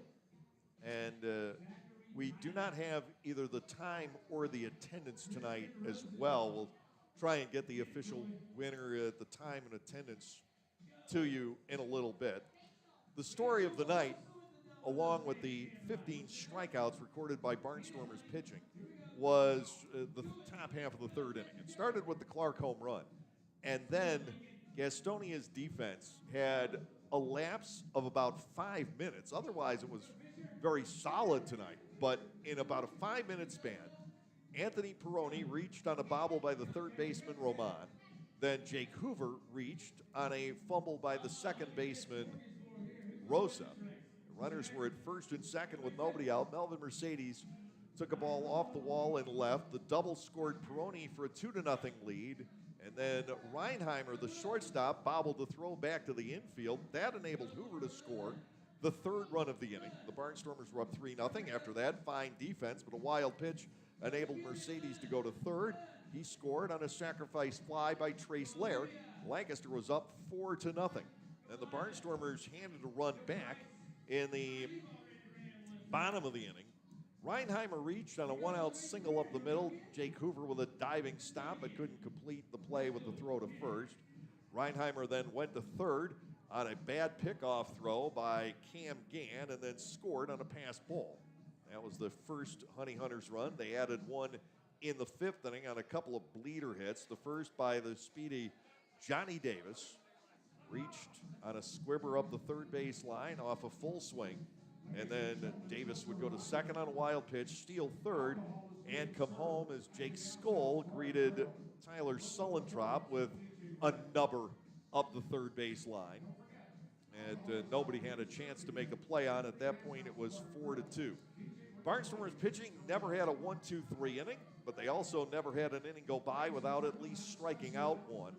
And they were able to keep Gastonia's runners on the bases, 11 stranded by the Honey Hunters in the game. Lancaster added an insurance run in the top of the ninth. The walk to Mark Segunas leading off. Andretti Cordero wrapped a single through the left side. Cordero forced it second, 5-4 on a ground ball by Ladarius Clark. And Anthony Peroni got the run home with a ground ball on the right side off the glove of the diving second baseman, Joseph Rosa. The Barnstormers winning this one by the final score of 5-2. And we'll see if we can get some of the game recap posted on the league site. And again, nothing has been put on the board. The time of our game tonight was somewhere shy of 3 hours and 20 minutes. No idea about the attendance at Caramount Health Park, and I can't be certain about the winning pitcher in this game. Realistically, my belief is that it should be Tyler Sullentrop. Gann coming up 1 out short of being eligible for the victory here tonight. 15 strikeouts, 9 for Gann, 2 for Sullentrop, 2 for Zipchinski, 1 for Graham, and 1 for Schumann in picking up the save. We'll take a look at the other scorers tonight around the Atlantic League. The Charleston Dirty Birds have defeated the Staten Island Ferry Hawks 5-3. That is now over. Lexington tripped up Southern Maryland, and all-time Atlantic League leading winning pitcher Darrell Thompson. 5-4 was the final in front of 53-93 at Wild Health Park. And High Point has rallied from behind to take a 10-5 lead over Wild Health. They are in the top of the ninth at Truist Point in High Point, North Carolina. 10-5 in favor of the Rockers there. So the Barnstormers, by virtue of what has happened here tonight are in first place. After one day of the season, York and Long Island are idle tonight. They will start their season at Fairfield Properties Ballpark tomorrow. In Major League Baseball, a lot of the action on this Thursday coming up this afternoon. The Mets over the Giants 6-2. Cleveland tripped up the White Sox 6-3. The Tigers blanked the Yankees 3-0. Toronto won better than Boston 3-2. Minnesota edged out Kansas City 1-0. Oakland over Baltimore 6-4. Arizona won better than Washington at 4-3. Miami has shut out St. Louis tonight 5-0. At Wrigley Field, they've ended 5 with the Pirates leading 4-3. Texas and Seattle just getting started out in the Pacific Northwest. The Lancaster Barnstormers win on opening night 5-2 over the Gastonia Honey Hunters here at Caramount Health Park. Game 2 of this series will come up tomorrow night. Augie Silk, who looked terrific until he stiffened up in the brutal cold and dampness on Monday. His first 4 innings were perfect with 8 strikeouts until he ran into some trouble with his 3rd inning in that game on Monday. Silk will make the start tomorrow against former Major Leaguer right-hander 6'6" Deck McGuire. Will get the nod tomorrow night. Same time here, we'll be with you on the Barnstormers YouTube channel at 6:10 tomorrow evening. Now for our video producer, Ryan Cortazzo, all the cast and crew back at Clipper Magazine Stadium. And for our presenting sponsor, Gockenauer Appliances of East Petersburg, I'm Dave Collins. Have a great evening, everyone. We've got plenty of time to go here in 2022, and especially come next Friday when the Barnstormers open their home portion of the schedule against the York Revolution. We'll see you at the ballpark.